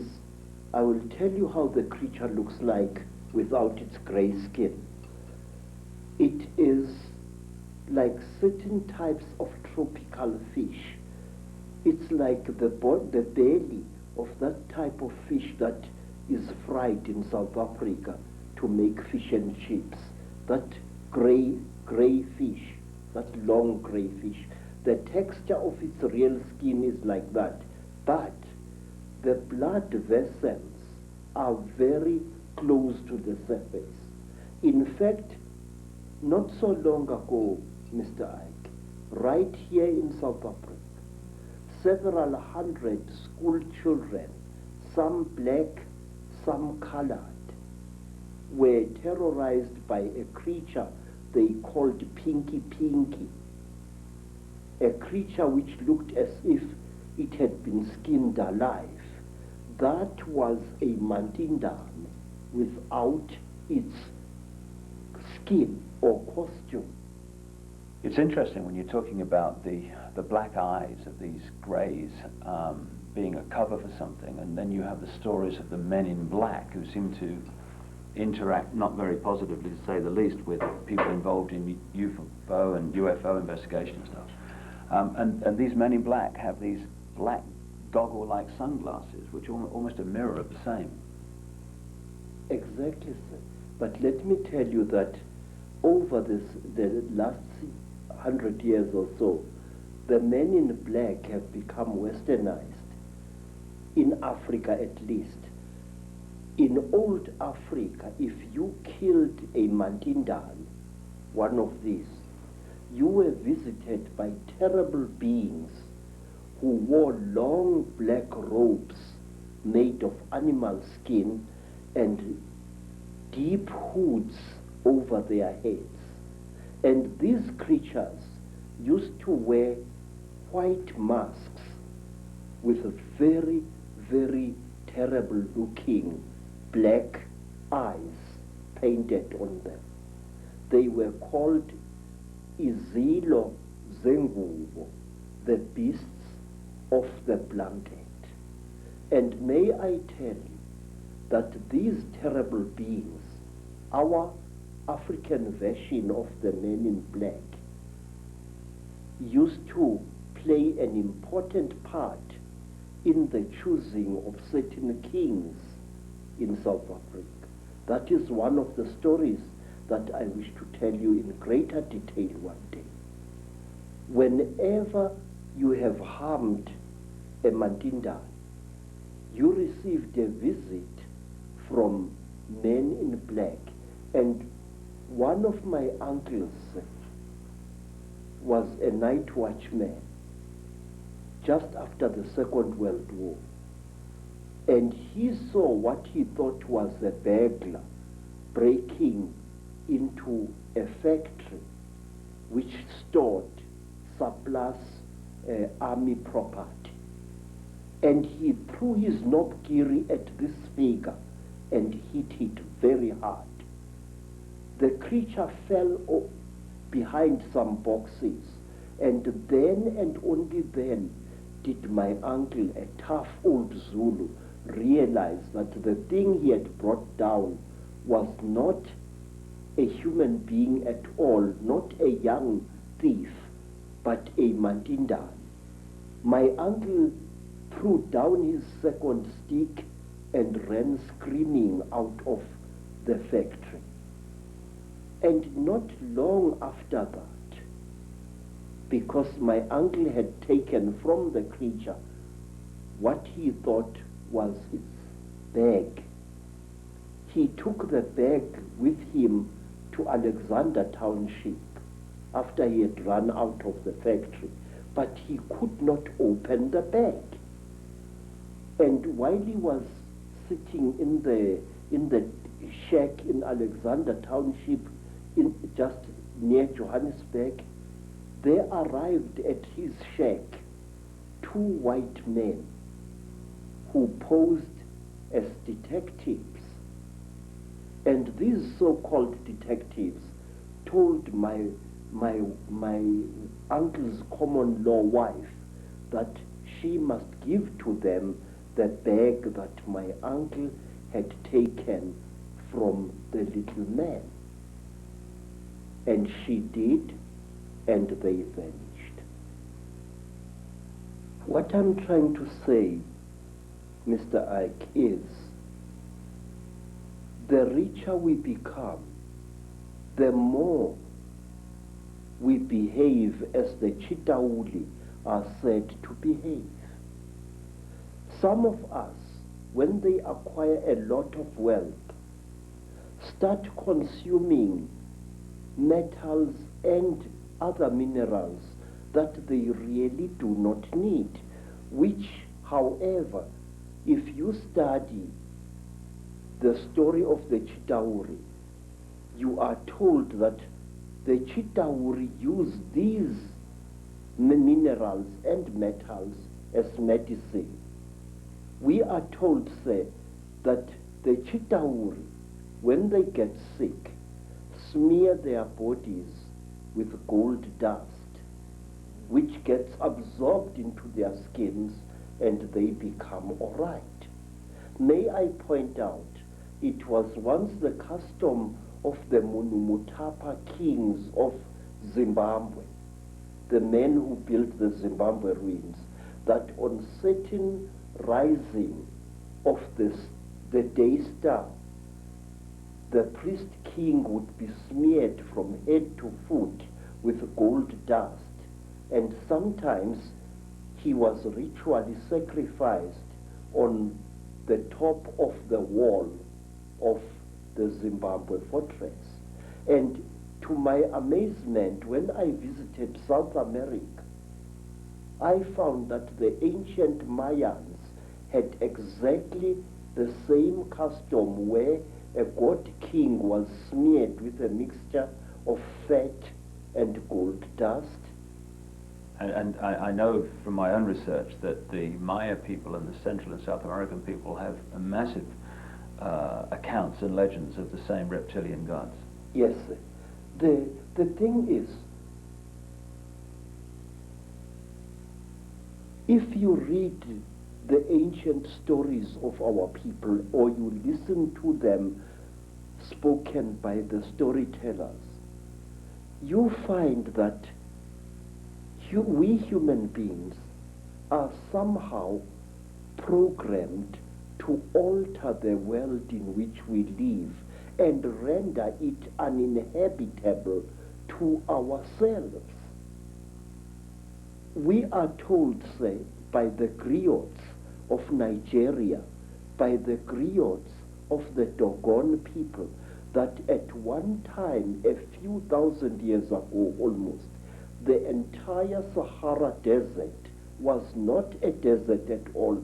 In fact, photographs have been taken of the certain parts of the Sahara from high up, which show ancient irrigation systems where there is now wind-blown desert. Questions: are we being used as instruments for the destruction of our own species? I say yes. The wealthier a person is, the more like a Chitauri he or she behaves. Some wealthy people even go to the extent of throwing away their old spouses and acquiring new ones, exactly as King Samahongo of the Chitauri does. He kills and eats all his wives when they can no longer make love to him properly, and he acquires new ones. He killed and ate 36 of his wives over a long reign, and only one wife was cunning enough to keep out of his clutches. You see millionaires divorcing their wives and acquiring new wives. And the Chitauri, unlike traditional Africans, believe that a female is inferior to the male. And so do the wealthy people who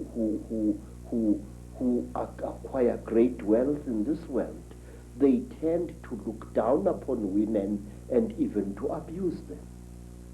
Well, let's connect this into the present day. And one thing that is a constant reoccurring theme is the reptilians or an extraterrestrial race interbreeding with humanity and creating particular bloodlines. And you've got an amazing artifact, I guess that's the word, necklace here, which I know is incredibly heavy, which has a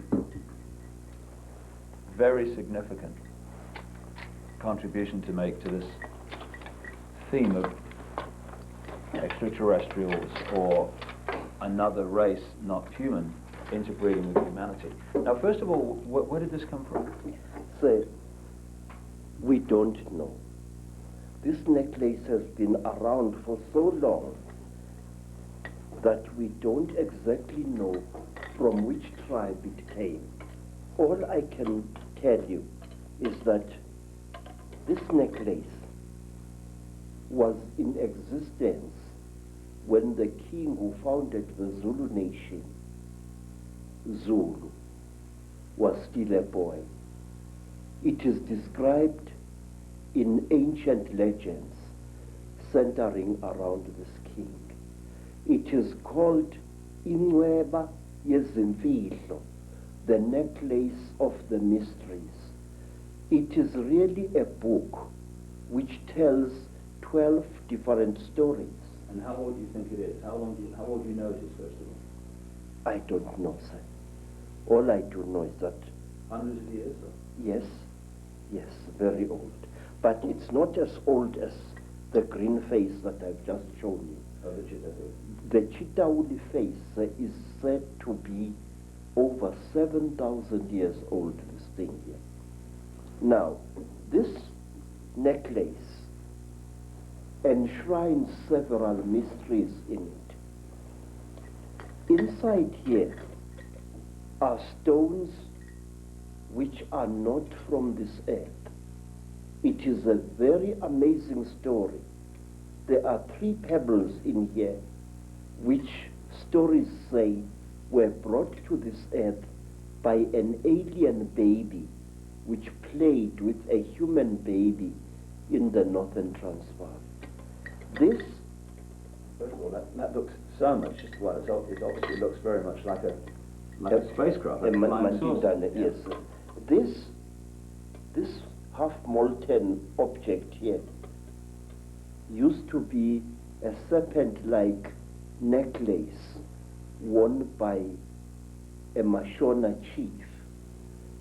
He went to investigate something which had landed in the bush and which was killing his people. And he went with his battle axe to attack this object. And the object blew a jet of very terrible fire at the chief. And he became just smoke.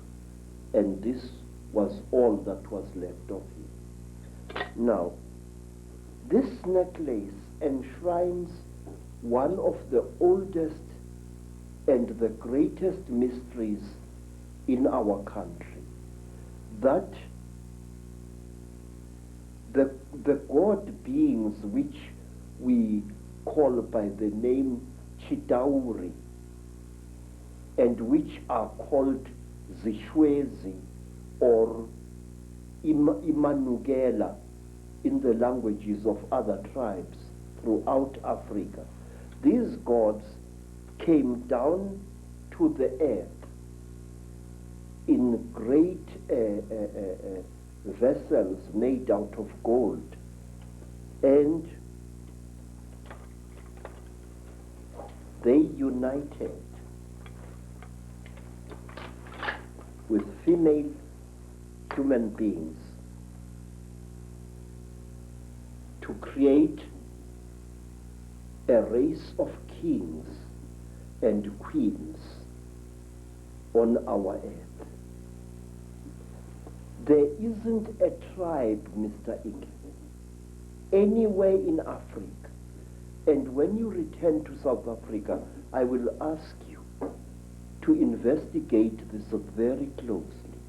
There isn't a tribe anywhere in southern, central, western, and eastern Africa which doesn't claim that kingship was a system that was brought down from the sky by gods who either traveled in swings, as the pygmies of Zaire say, or who came down in huge vessels which were shaped like bows, vessels made of gold, vessels bigger than mountains.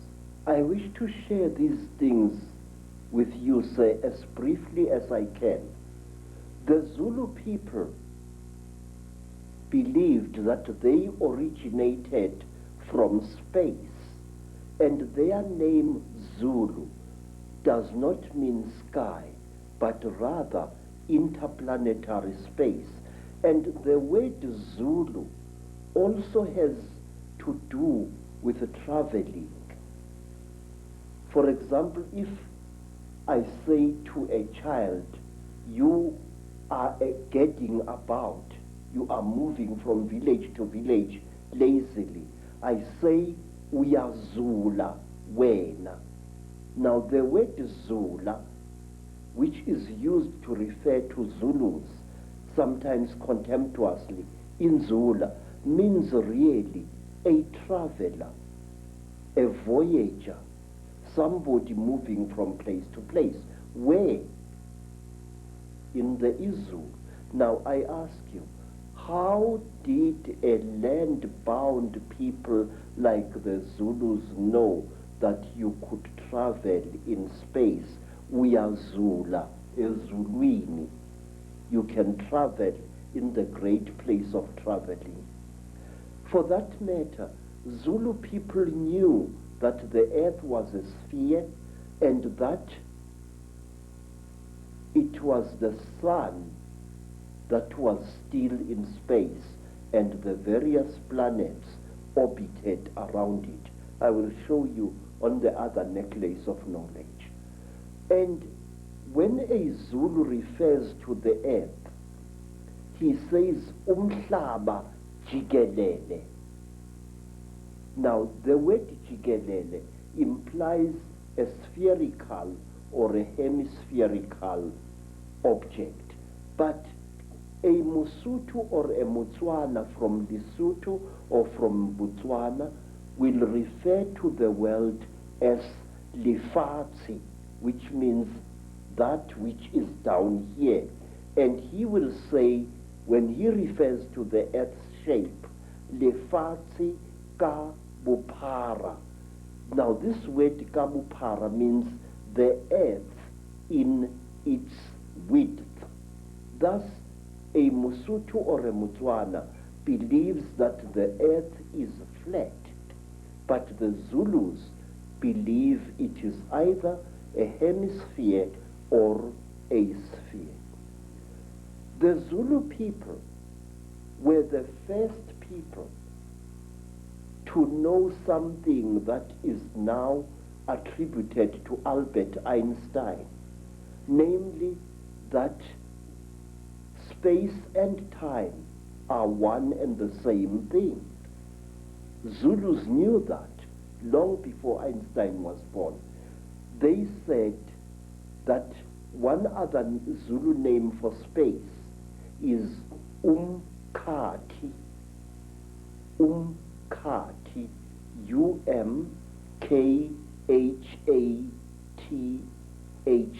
umkhathi. And they called time isikhathi. So you can see, sir, that Zulus, supposedly a nation of skin-wearing primitives, were aware of the fact that space and time are one and the same thing, and further, that if you could find the river of time, you could travel into the future and into the past. And many are the ancient legends which are told in Zululand of a man who traveled through time and accidentally killed a young boy who turned out to be himself in the past, and so he no longer existed anymore. There's an indication on the necklace, I know, around the back that the Earth is round. One of the symbols is indicating that, or a sphere. Yes. But I wonder what you think, Credo, of what is taught to children and students all over the world in the universities and the fancy academic centers, that actually we are now at the cutting edge of human evolution in terms of technological knowledge and knowledge of the world and the universe, and in fact back in the ancient world, in Africa and North Africa and all over South America, they were just a primitive people. Please, that is a lot of poppycock. In fact, in my long investigation into our past, I can tell you proudly that our ancestors were 20 times cleverer than we are. What I feel and what I think is that in the past, human beings were cleverer than we are today, and that human beings knew more than we know now. We are not progressing, Mr. Ike. We are simply rediscovering things that were known by better men and better women than we are thousands of years ago. I wish to offer you proof of this, some of it at least. Say, there are things that I have found in my travel through the world, things that prove to me that our ancestors were highly advanced in chemistry. Our ancestors had become so clever that they could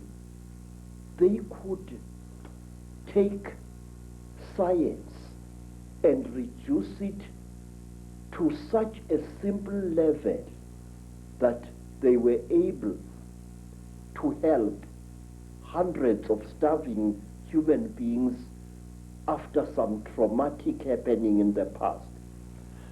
Let's concentrate on some of the images on the Yes. necklace and the symbols, because that leaves no doubt that a lot of knowledge has been around for a very much longer time than we are ever told.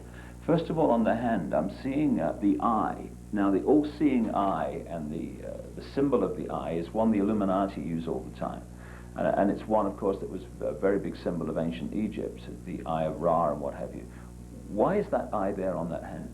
That represents the terrible eye of the Chitauli, the eye which sees everything, the eye which knows everything. It is said that when a Chitauli dies, he passes his third eye onto his next of kin. And to the Chitauli, an eye is a very, very powerful symbol. This is the eye of the Chitauli. But there is more to this thing, sir. Here there is a hole that goes right through the copper.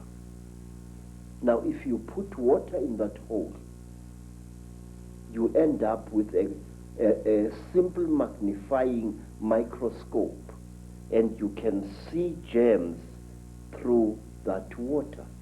The magnification is amazing. The great symbol is pointed out again and again on the dollar bill, which is on the reverse of the Great Seal of the United States, Yes. put on there by the Illuminati, a president called Franklin Delano Roosevelt, is the all-seeing eye. And so is it your understanding that the all-seeing eye, when it's used by the Illuminati, represents this third eye of the Chetauli? Yes, I do. I really am sure of this. Why? Because in Africa, even ordinary human eyes are regarded as very powerful devices of magic. If an African shows you respect, he mustn't stare at you, but he must stare at a point beyond one of your shoulders. Now, we call this hlonipa, which means deny me your eye. we believe that when emotionally roused, an ordinary human being can inflict great damage on another human being by the unseen fires that emanate from one's eyes. We believe that a Zulu warrior must never allow his dying enemy to look at him. For example, when a Zulu was killing an enemy, he used to cover that enemy's face with his shield to prevent the enemy looking upon him with his eyes and putting a curse upon him. It's interesting, people who've experienced the Chitahuli, the reptilians, in relationship to the British royal family and others at various rituals, have said that at the point of sacrifice, the point of death in the sacrifice, that these reptilians stare into the eyes of the person dying, which would kind of fit why those warriors were very concerned about that. Yes, sir. What are they doing then? We have got a ritual, sir, which covers many fields. A ritual which is called ukuthatha umoya, taking away the soul, where when a king is dying and he is fighting to pass on his knowledge and his courage to his successor, he would demand that the successor should stare heavily into the dying king's eyes. And also, when a creature is being sacrificed in Africa, whether it's a human being or an animal, that creature must be stared at by the sacrificer so that its spiritual characteristics are drunk in by the one sacrificing it. I have seen many times on hunting expeditions in Kenya, Tanzania, and other parts of Africa, when a lion is just about to breathe its last, the hunter, one of the hunters, will stare into the lion's eyes until the lion's eyes start glazing in death. It is drinking in the soul. We believe that the eyes are not just for seeing, that they are for taking as well. Now, on the hand here is what looks like the symbol of the constellation of Orion. What's the significance of that? Say, people throughout Africa believe that the original human beings either came from Orion or the gods for whom read the Chitahuli and many other alien nasties actually come from that constellation. We call it the constellation of Umhambi, the one who travels very, very far away. And we call this constellation also the constellation of Matsieng, the giant who was sent by God to this earth to create the first human beings.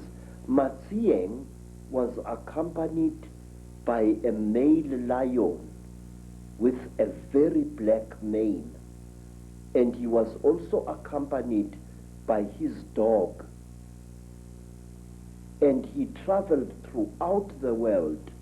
He first created the first race of human beings, and they were so stupid in appearance that he buried them alive in a cave, and then he created the next race of human beings, which was clever, and we are the descendants of that race. Also on the hand is what we would call today the Star of David, which of course is not actually a Jewish symbol. It started being used quite relatively recently in that sense, but it's actually a symbol that's been found all over the ancient world. What's the significance of that being on the hand? Say, there are several interpretations of this very powerful magical symbol. We say that there are actually two universes living side by side. A female universe, which is our universe, and a male universe. And to Sanusis, these two triangles, a triangle facing downwards represents the descending female principle, and a triangle going upwards represents the rising male principle. It is a symbol of the unity of the feminine and the masculine. It is in fact the symbol, a very important symbol of duality. Is this the kind of shape of spacecraft, etc., or flying craft that the beings from other planets were supposed to have flown in, or not? No. This, you see, sir, there are various shapes. There are spacecrafts which are shaped like boomerangs or bows. These are very, very, very big. Then there are spacecraft which are shaped like pipes, like huge pipes roughly pointed at either end. And out of those huge pipes come these little things here. They are carried inside these huge pipes. Gotcha. Yes, sir. Now, if we could talk about this fella.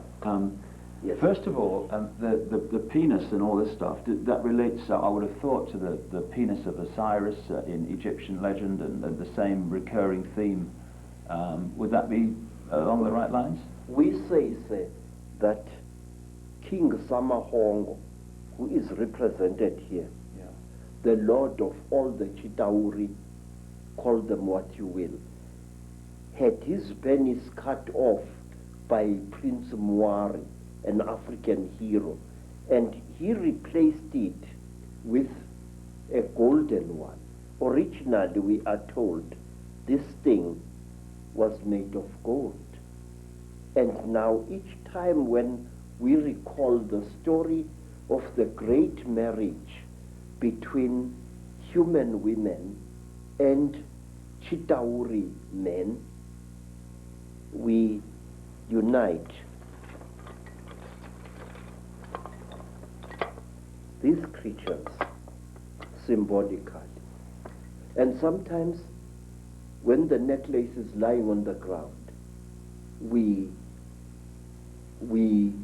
make a bed out of animal skin for these two figures, and then we lay them side by side and cover them with a small skin. So, why are the depictions of the gods, if they were reptilian, why are they not constantly reptilian? Why are they symbolized in other forms? Because it is very, very, very forbidden to portray a Chitauli as it really is. Only in that large green head do we see a Chitauli represented more or less as it is. So this was dictated by the Chitauli from the start, was it? Yes. All along? It was. You are not allowed to represent the sons of the python as they really are. Then you are really in trouble. If you want to talk about the Chitauli, you must either play with shadows, you must place an image of a Chitauli against a light and project its shadow onto the wall. So you've got a fish, I know, on the necklace as well, and fish are scaled. Is this anything to do with the symbolic representation of the Chitahuli in a way that they couldn't do it openly? Yes, there is a particular Chitauli who is called Wowane by our people. Wowane was one of the few good Chitauli, because there are also some good people amongst them. And Wowane had a brother called Mpangu. According to one of the great stories, there erupted a terrible war on the Red World where human beings had originally been created. And this war was between men and women. Yes. And in this world, men and women nearly decimated each other. But they were rescued by the Earth Mother, who sent a great Nkanyamba, that is a great dragon, to come out of the sky, to take them into its stomach and to bring them down to, not to our earth, to a beautiful watery world near the star of the red dog, Injebomvu, which the white people call Sirius, the star of anger. There, the human beings were settled, but human beings started eating creatures which they found in the sea, which they thought were fishes, but which were really human beings. Human beings, we are told, started eating the Chitauli who lived in the sea, according to one story. And the Chitauli fought back against human beings. They attacked them with tornadoes, they attacked them with tidal waves, and the human race was nearly wiped out. And then two brothers, two Chitauli youths, Mpangu and Wowane, took pity upon the human race. And they went into the sky and looked for a great egg. And they hollowed out this egg, emptied its contents out, and brought the egg to that world and loaded the surviving human beings and brought them to our world here. We say that Wowane gave us the power of kingship. He brought it out of the sky. And if you notice, in many parts of Africa, ancient kings used to wear a wooden helmet with golden horns.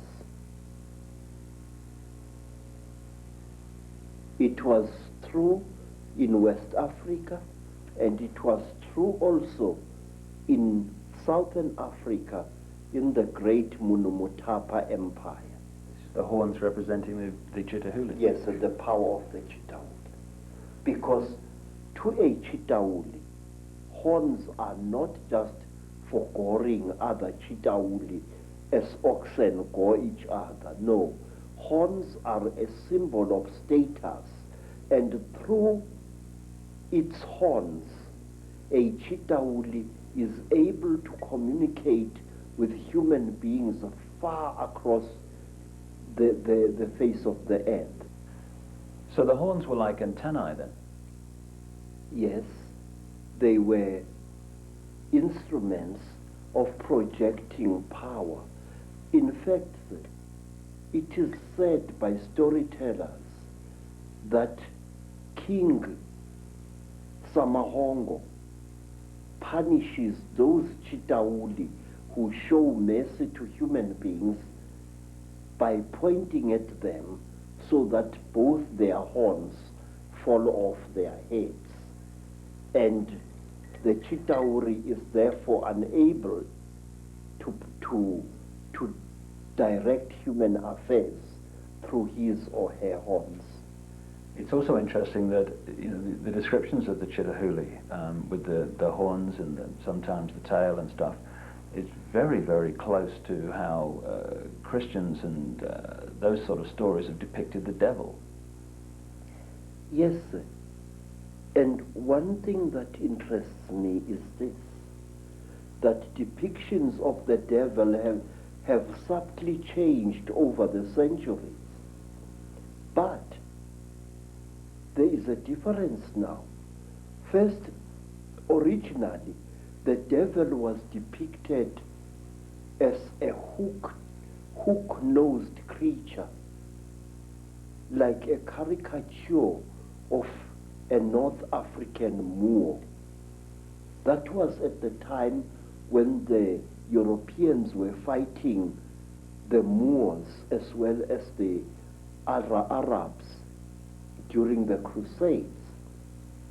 Many depictions of the devil then show the devil as having a hooked nose. And then later, somewhere in the 19th century AD, the devil was depicted as an African with a snub nose, thick lips, and very dark skin. But what amazes me is that now, more than ever before, the devil is represented as a Chitauli. What concerns me, sir, is this, that these alien creatures are now about to reveal themselves, and they are making us aware of how they look like. If you look, for example, at bioscope films which were made in the 1950s, the 30s, and so on, depictions of space aliens of that time are ridiculous, very laughable, but not anymore, sir. Today, we are having films that depict the grey aliens exactly as they really are, and the Chitauli exactly as they really are. My question is why? Are we being prepared for a major event? And let me share this with you. The group of American people who came to visit me a week or so ago and who left a rather unveiled threat about me shutting up or else my wife will die, who warned me about a certain creature called Eleazar or Melchizedek, that this creature is watching me. These people said this, that on Lake Titicaca there is a hidden beam of light coming from the sky onto the surface of that South American lake, and that on the 9th of September 1999, something very interesting is going to happen at Titicaca. Now, I'm interested to know what this is. Well, I know from my own travels to that area that there are endless sightings of craft and beings in that area. I've been there twice myself, and I do think, from my own research, Credo, that we are being prepared for these beings to openly be seen. And being prepared this way, sir, when we do see the nasties, we are not going to react to them with the fear that we would otherwise have reacted. Because now what game is someone playing? I think, sir, that they are playing the game that whoever they are, that we should accept these beings and welcome them with open arms and make them our masters. Yet again. You see, sir, there has been a steady build-up in books, in children's comics, and in other things of the fact that we must accept these creatures. It started with the film E.T., where a cute little alien creature got lost on Earth and fought hard to be accepted by human beings. I think the same thing is on the cards here. The question is why? One other thing I would just like to raise before we move into the bloodlines and their connections to the Illuminati is one thing that keeps coming up in my work is that some of these Chitahuli, these reptilians, at a high level of their hierarchy are actually white. Have you come across that? Yes, they are not white like white people. If you take white cardboard and you soak it in dirty water, that is the color you will get. That is the color of the Chitahuli. And wait, sir, let us think carefully about this. According to African storytellers, the Chitahuli have got cold blood. They feel cold very quickly. And where they dwell under the earth, where the great sun god banished them, they dwell there surrounded by great fires because their blood is cold. They freeze eternally. And so if you come across them in their caves, there are many, many cooking fires lit there. That's interesting, with the symbolism of the devil being in the fires of hell. Yes, sir. Yes, sir. And there is another thing. The Chitahuli, their eyes, terrible as they are so efficient that if a Chitahuli appears suddenly into the hot African sunlight, two things happen to him. His skin dries and blisters, and he goes totally blind. In fact, sir, there have been a strange race of aliens which have been seen in Africa, even by white people, which I think are actually Chitahuli. When you run and the thing chases you, it stops immediately when a car's headlights hit it and it becomes blind. Another thing, we are told amongst our people that a Sangoma must always have a bogo. This is a sharpened wooden stick which he or she must carry at night. We are told that a sharpened stick is the only weapon by which you can kill a Chitahuli. Well, of course, again and again as you speak, what comes to mind is the story of Dracula. Count Dracula, the stake in the heart, the blood drinker, the blood drinking, which is precisely what this Chitahuli and their crossbreed seem to be into. But it is not just any wood that you must use against a Chitahuli. We believe that Rhodesian teak, a wood which has got a strange bitter taste, is the one type of wood that is poisonous to the Chitahuli. And down there, you see a long stick that I am carving in preparation for the year 2000. I might not be alive to see the year 2012. But this stick, which I've been working upon for the last 5 years, is going to be the one stick which my successor will carry, and it will end in a sharp point. This wood, Rhodesian teak, is the wood that we say can actually kill a chidauli. And where the chidauli are found, you find rhodesian teak or any other teak trees either being felled in large quantities or being pushed over by elephants.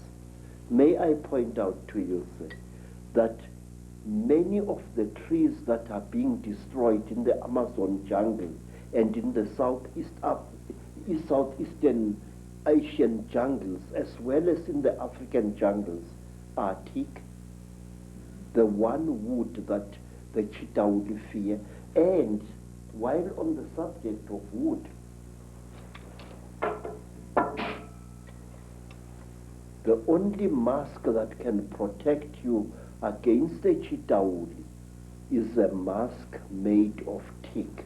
And in some of the flea markets around Johannesburg, I'm seeing more and more masks carved in Mozambique and in Zimbabwe, representing a chidauli.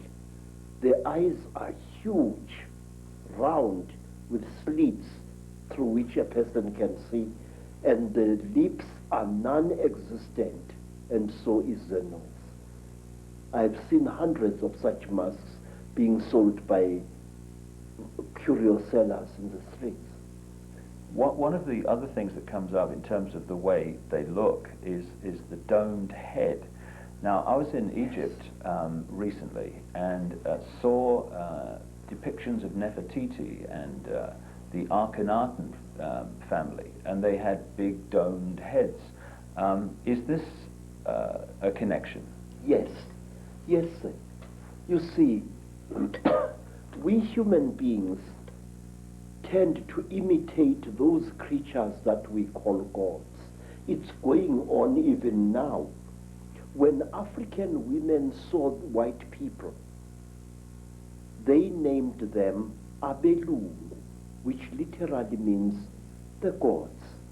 And today, in America and in Africa, black women and some black men are going out of their way to give themselves hair which is European and not African in character.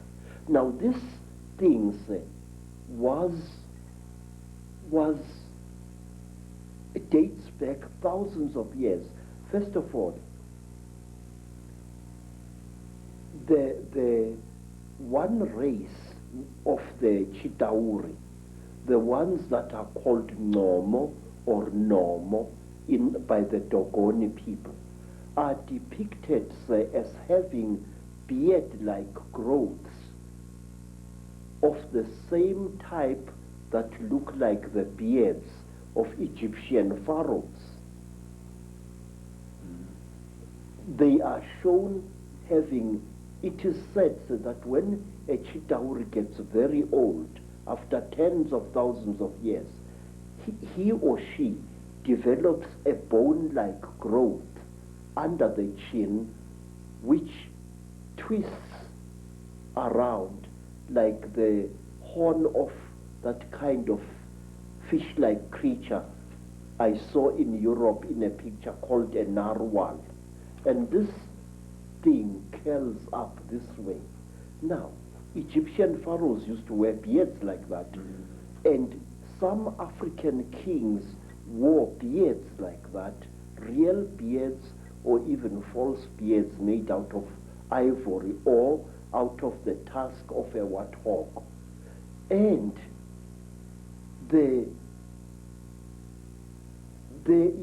there was a time definitely in history when African kings as well as Egyptian pharaohs went out of their way to imitate the appearance of the Chidauri. Queens like Nefertiti had their faces misrepresented by the court painters. They looked exactly like the Chidauli as near as possible. The high cheekbones, the drooping chin, the unusually large head.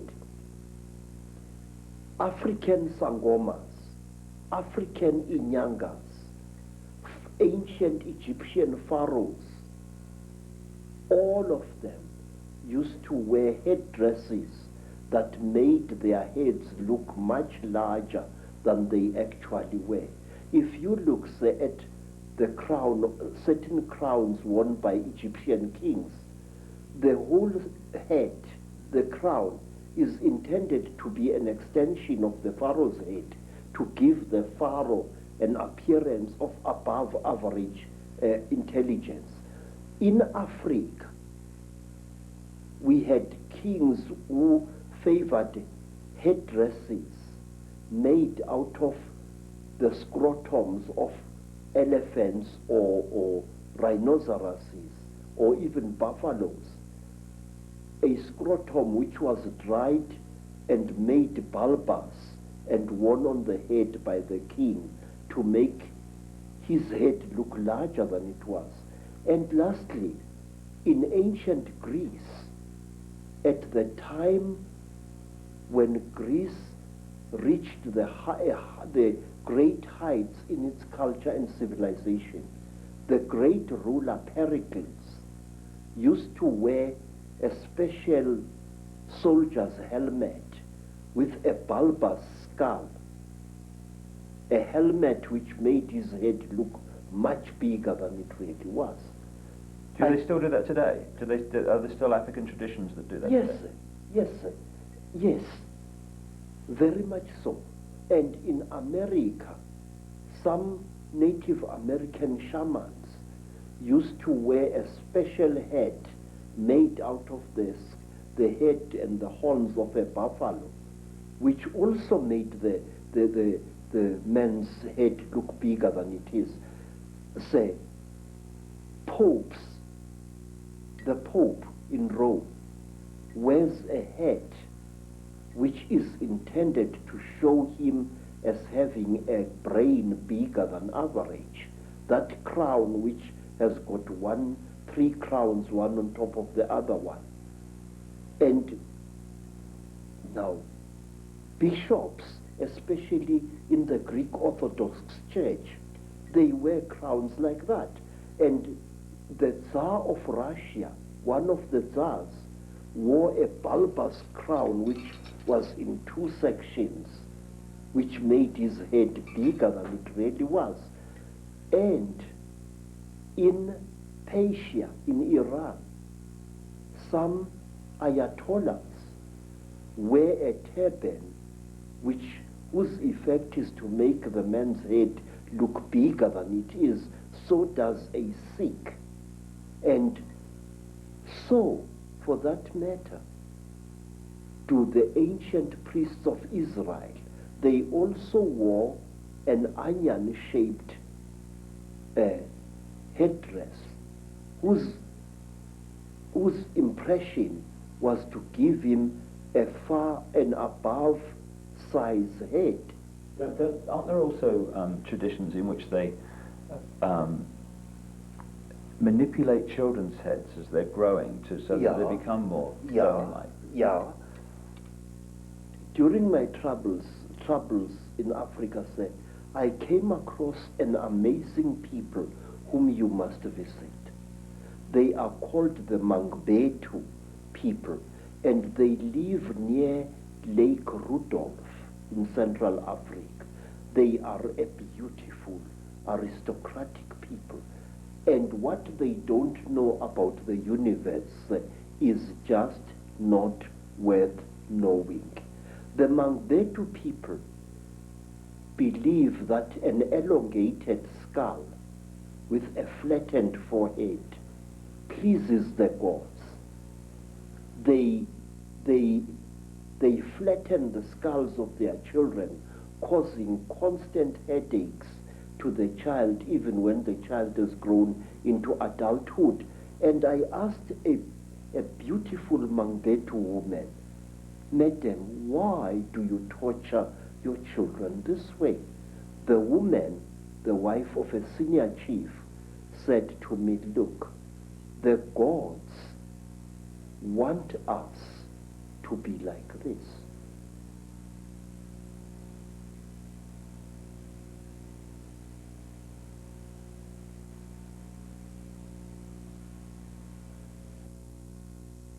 This story that you're telling, Credo, from the African perspective, is it in effect the same story as told in the tens of thousands of clay tablets found in what we now call Iraq, who've become known as the Sumerian tablets, that talk about a race of gods called the Anunnaki, who came in and brought knowledge, ruled the people, and interbred with them?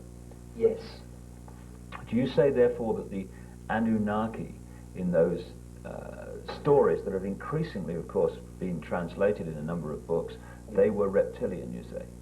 Say, all I do know is this, that here in South Africa, amongst the Xhosa people, amongst the Zulu people, there are beings who are very revered even now, and they are called Amanuna or Amanono. Amanono is Zulu, Amanuna is Xhosa. Now these beings are godlike beings, we are told. They can change their faces. They can change their appearance. They can shapeshift. Yes, sir. They are shape shifters. A manuna, now if a Xhosa man has married a very beautiful wife, a wife whose face seems to change every day, he teases that wife by calling her his inuna, linuna lam. In other words, a shape shifter. Say, it is said that the people who are closest to the hearts of the Manuna gods are women. And why? Because the women give to the Manuna the power of, they worship the Manuna, they hero worship them, which explains why Nefertiti wanted herself to look like one of them, and her children too. She was actually hero worshipping these creatures, and the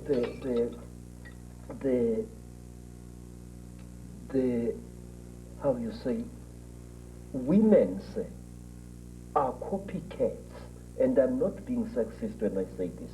Women will copycat any being that they think is supreme. In Egypt also, you have the python-like headdresses, which are pretty obvious when you look at them, that the pharaohs were connected with. Yes, sir. And the reptile has played an unusually strange part in the culture of all African tribes.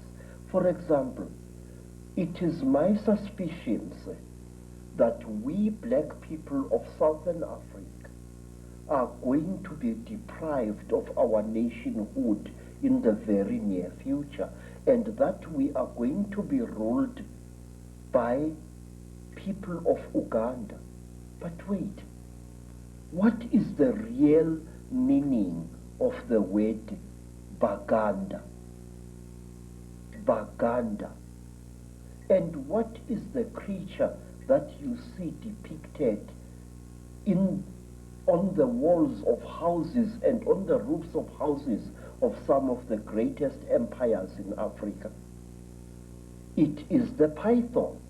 There was a golden python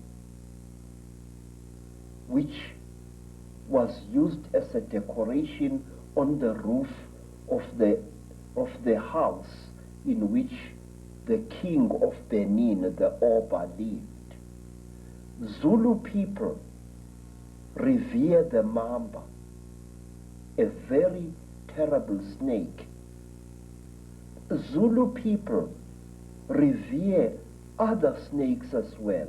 And in Venda, in the northern Transvaal, the Venda people regard the snake as well as the crocodile as sacred. And they, even today, their girls dance at initiation, a long, rather sinuous dance representing the movements of a python. And they call that dance the Domba dance. And Domba is the ancient name for a female python. Well, wherever you look, all over the world, whether it's the Maya of Central America, you look at South America, Africa, anywhere, the symbolism of the snake, the crocodile, the representation of the reptilian is there. You go into Europe, and the Illuminati created cathedrals like Notre Dame in Paris. You've got the stately homes of the aristocracy, etc., with the gargoyles, the reptilian figures. It's been in our face, but we just somehow have had a blind spot to see it. We human beings have idolized the reptile since the very supposed birth of our history. Go even further, much further. What was the creature which was honored by the ancient Greeks in their Delphic oracle? The python. What is the creature that stands next to the figures of the goddess Athena? The python. No matter where you look, go to China, where I once went. Who are the principal characters who brought wisdom to humankind? Creatures, part snake and part human being, one of whom I remember correctly was called Nu, a word which occurs also in Africa, and her brother was Kwa, and sometimes it's turned into one creature, Nukwa, she. Every way we human beings have sacrificed our dignity as a species and attributed great intellect and great glory to reptiles, tortoises, turtles, lizards, snakes. Why? And even now, our fascination with the reptile and the amphibian has not stopped. In fact, it's growing. The popularity of all those dinosaurs in cartoon as well as in serious form, it makes me uneasy. If we could just pick up this line of bloodlines, which the Sumerian tablets talk about, which you talk about, the interbreeding of humanity, and how the accounts explain that these crossbreeds were put into the positions of royal ruling power, almost as like demigods, middlemen between the gods, the Chitahuli, the reptiles, and the people. Those bloodlines, in my own research, became the European royal families and aristocracy, and today are the ruling, banking, business, and political and royal lines of the world. And the genealogy supports this increasingly. Is there a tradition also that the royal lines of Africa go back to the same source? Please, you don't have to believe me. Go to Rwanda and there talk to the people there. They will tell you that the founding ancestors of their dynasties,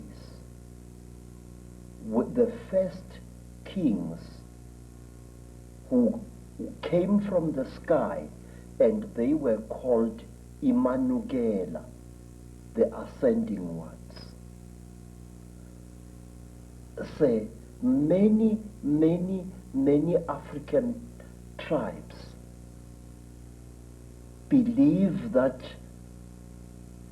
when the gods came down from the sky, they found human beings very, very stupid. And the human beings could not come before the gods in order to be taught. So what the gods did, and this is a story that you also find amongst the Dogoni people in West Africa, because the human beings were afraid of approaching these reptile gods.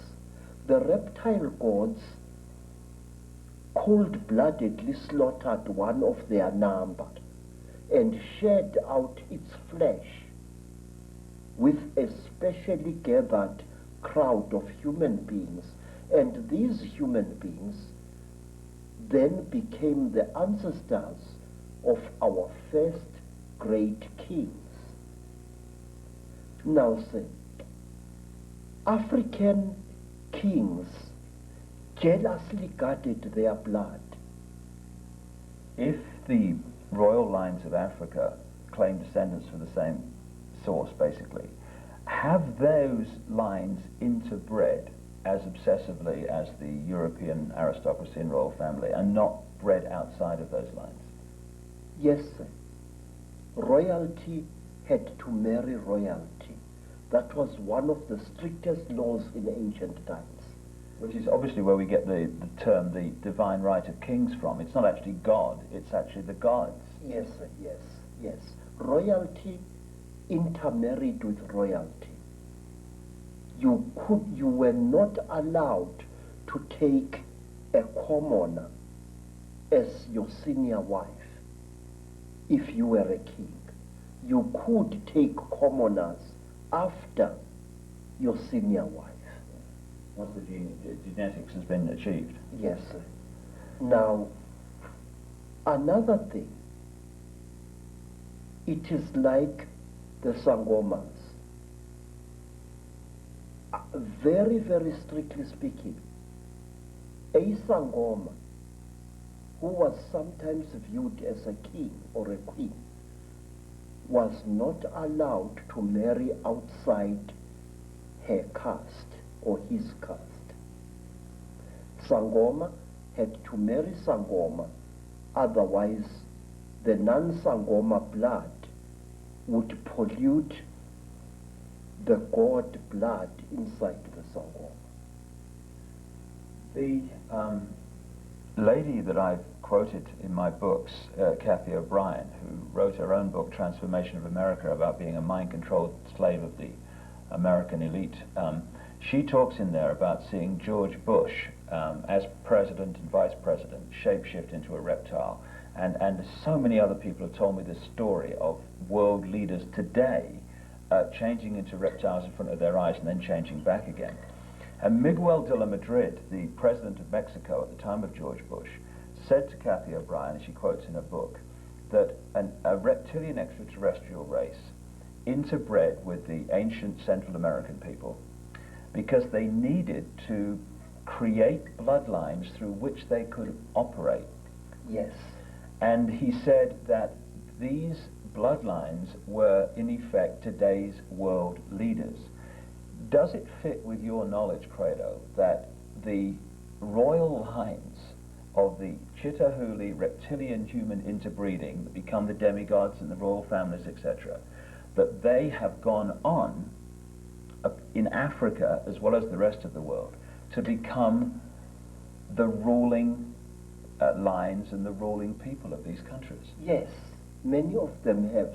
In fact, some of Africa's most terrible warmongers, men who have drenched large areas of Africa in unnecessary blood and suffering, are directly descended from some of our greatest emperors of 600, 500, or even 1,000 years ago. Just as the American presidents are. Say, I would like to tell you about a man called Jonas Savimbi. Jonas Savimbi is a descendant of some of the greatest Angola kings. In fact, the entire land called Angola was a breeding place of kingship in Africa. The word Ngola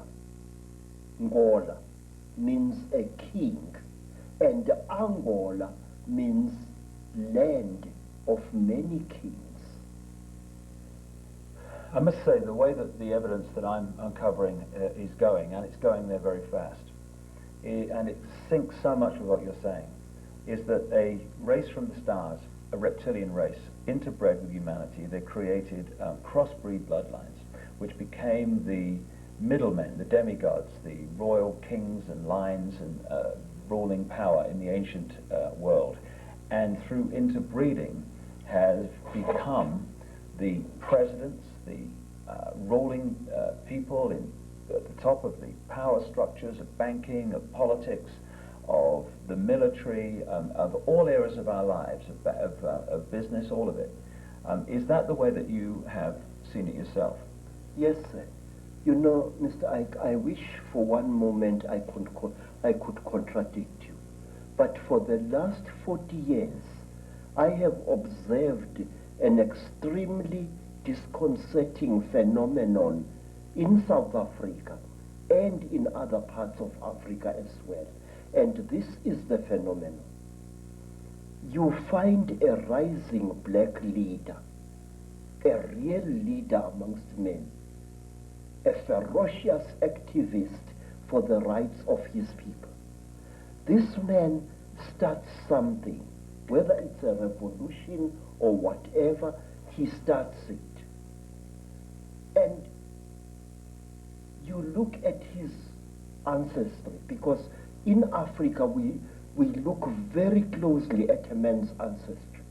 And you find that this man is nothing. Although he is doing such great deeds, he is actually a descendant of very peasant people. Ow. And you are worried. And all of a sudden, this black man will come to a sudden violent end, and a person who is totally new will take his place. And when you look at the ancestors of these people, this man, you find that he, or even she, is a person of very, very ancient African royalty. Now, let me show you. There was this war in Rhodesia, and many people got killed there. And there was a very fierce and dedicated general. His name was Tongogara. And Tongogara fought in Rhodesia. And just when victory was won, Tongogara was killed in a terrific explosion. Somebody put a bomb thing in his car and killed him very badly. But wait, Tongogara had been a descendant of a blacksmith. His surname, Tongo Gara, means powerful hammer. Now, who replaced Tongogara? A man called Robert Mugabe. Now, you can't get more royal than that. Mugabe is descended from ancient Mashona kings, and what is more, he knows it. Always a leader is removed, and when the power really comes, a new leader descended from some faraway monarch or tribal chieftain 2 centuries or 3 centuries ago comes on the scene.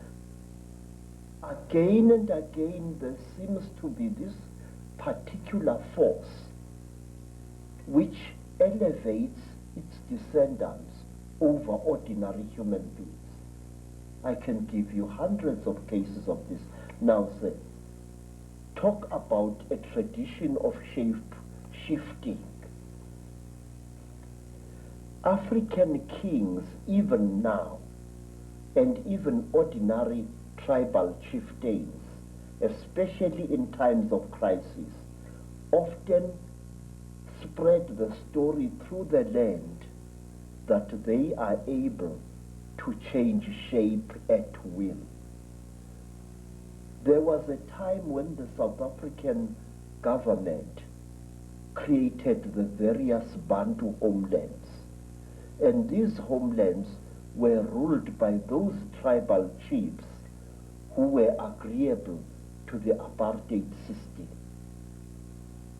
Now, some of these chiefs were very unpopular with the people on the ground, and so to build a charisma around themselves, these chiefs used to tell people that they are capable of changing shape at will.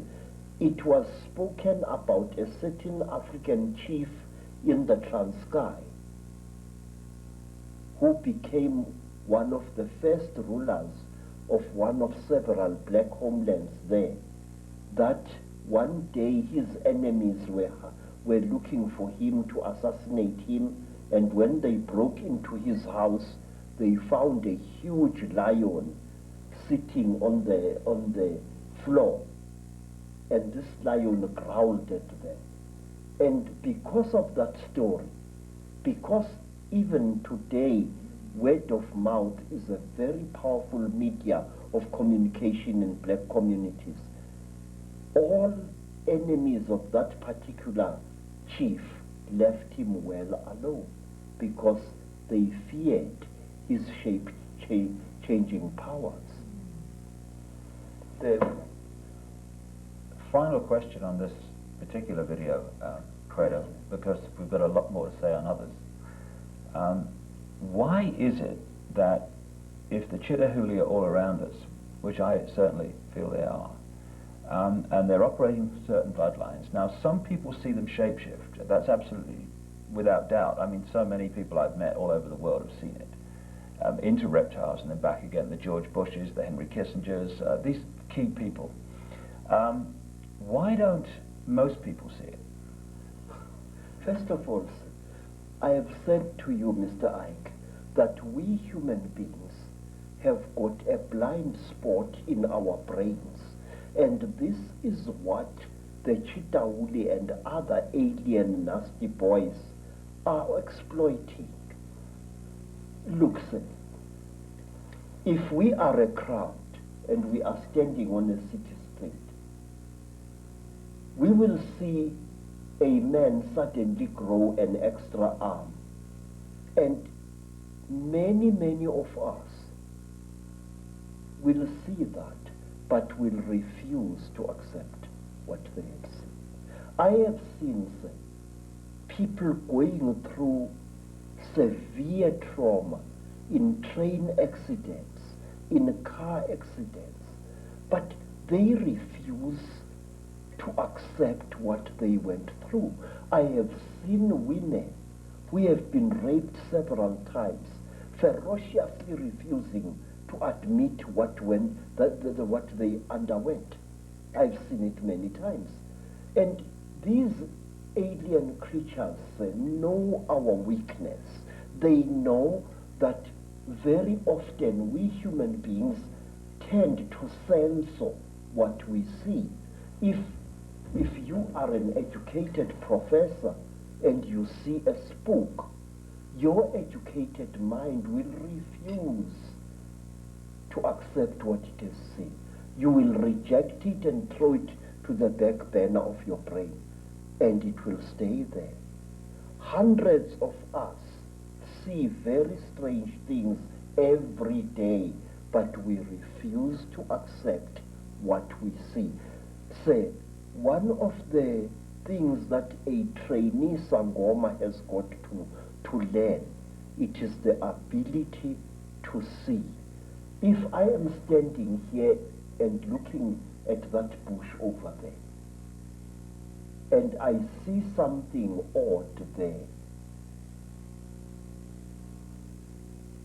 I must know what I've seen. But wait, sir, there is something else. Something very, very, very, very important, which I and many other thinkers in Africa have found.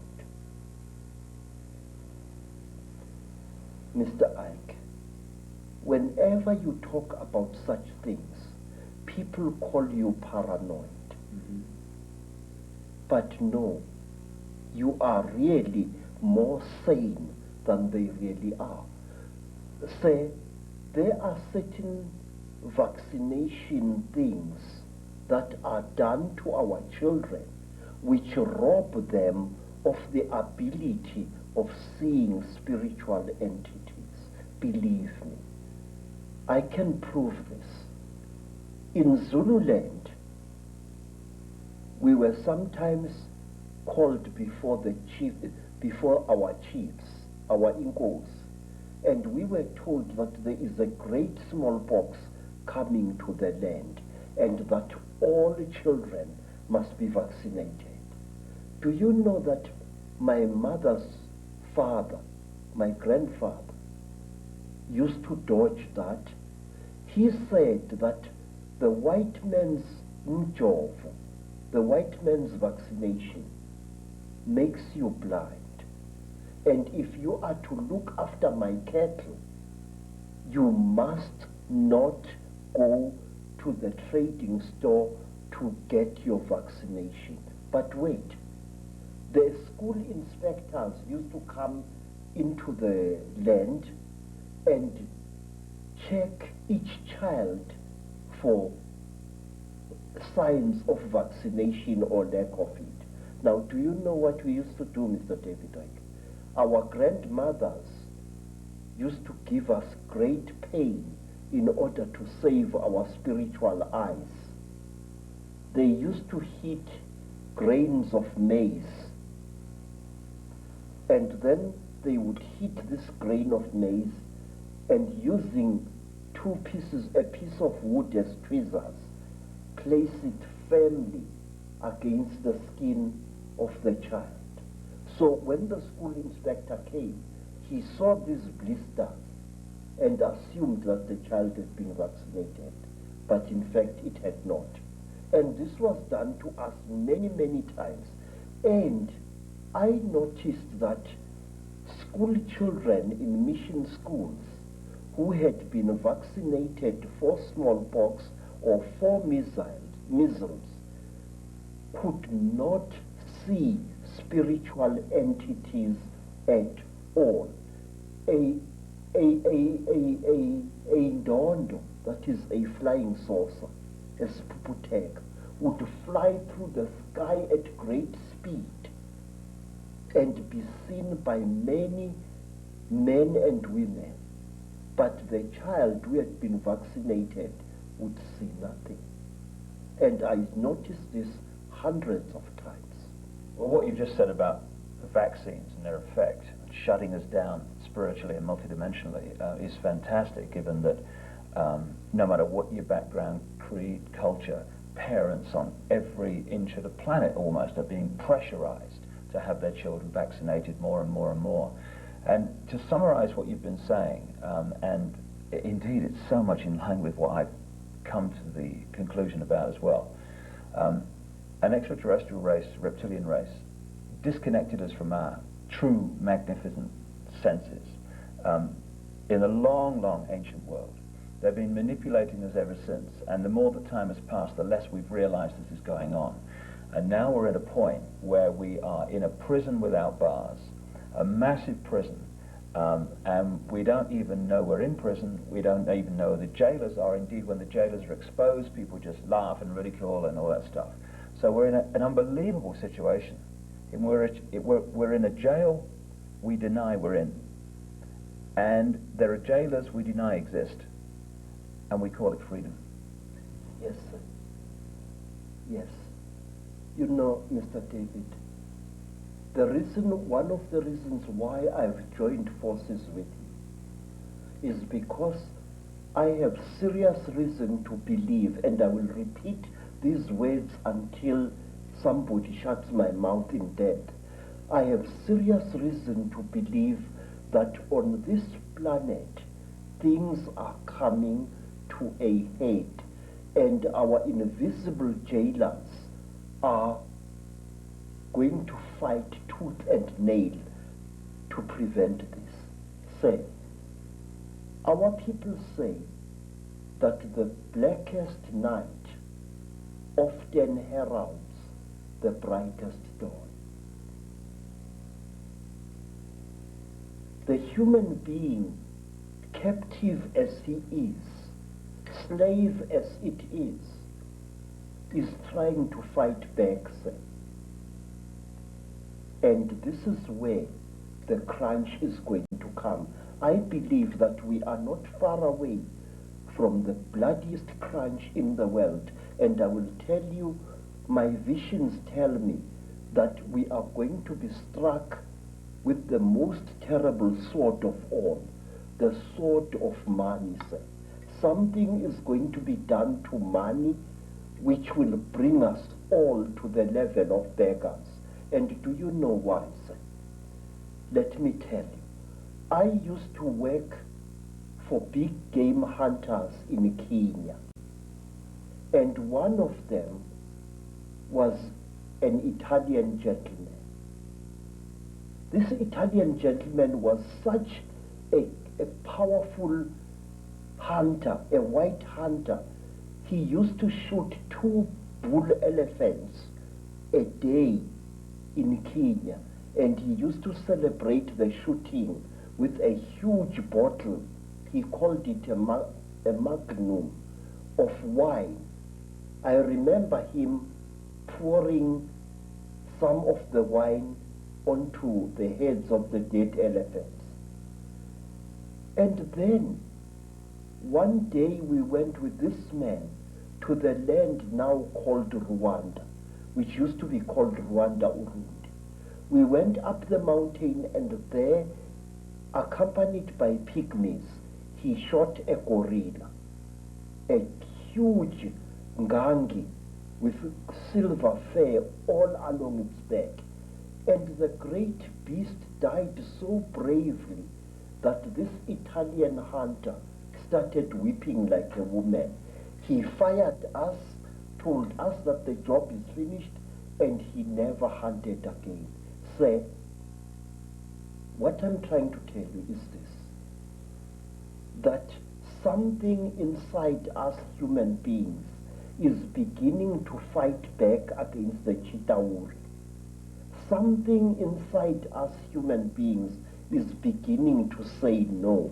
And the Chitauri are going to drag us all right into hell itself in order to restore their power over us. Let me show you. Who would have thought in the 1950s, during the time of the Cold War, when everybody was expecting a bloody Third World War between Stalinist Russia and the Western nations, when British, American, and even Russian nuclear bombs were exploding all over the place, who would have thought that a few decades after that, there would come a time when a group of young men and women, the people of Greenpeace, would sail their ship, the Greenpeace Warrior, into a nuclear zone to prevent the French from testing one more atomic bomb. This tells us that something inside the human soul is fighting back.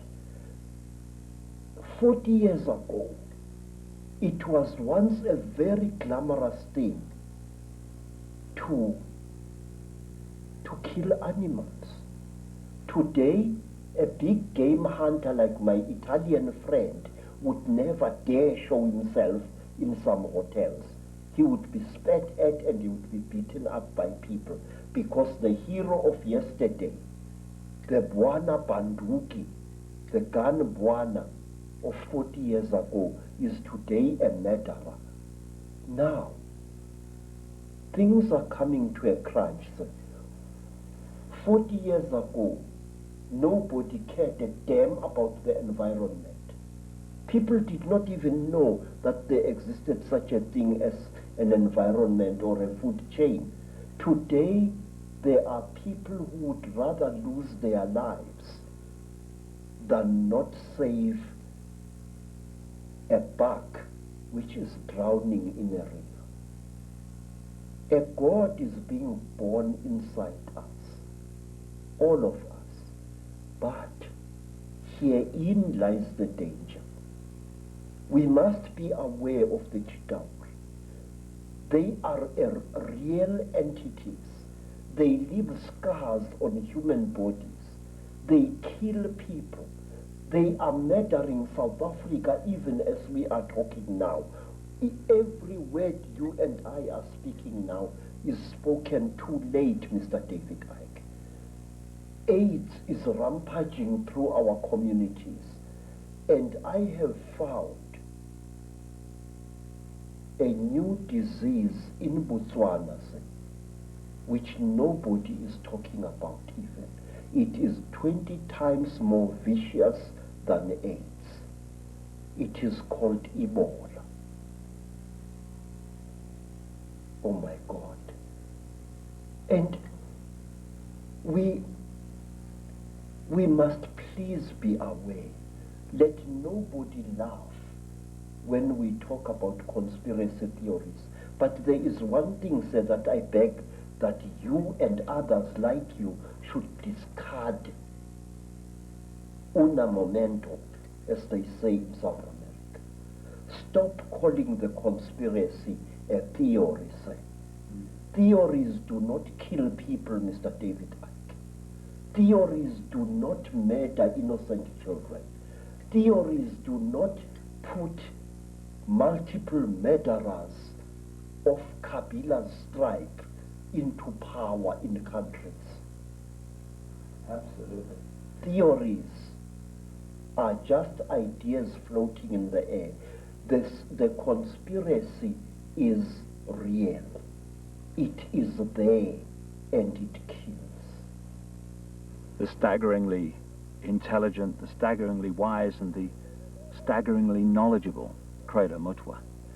And his knowledge the world needs to know. Not only is Credo a man who has gathered this enormous knowledge together, he's a man with the courage and the foresight and the wisdom to know that the world needs to hear this, even though most of the world, particularly those who run the world, don't want anyone to hear this.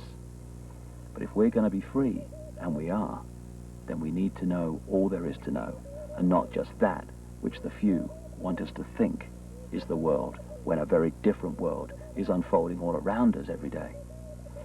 In the next video, we're going to be taking the story on with Credo and showing how these reptilian bloodlines and this Chitahuli, this reptilian group, expanded their power across the world, took over Africa and other great continents, and today are the ruling elite that controls planet Earth.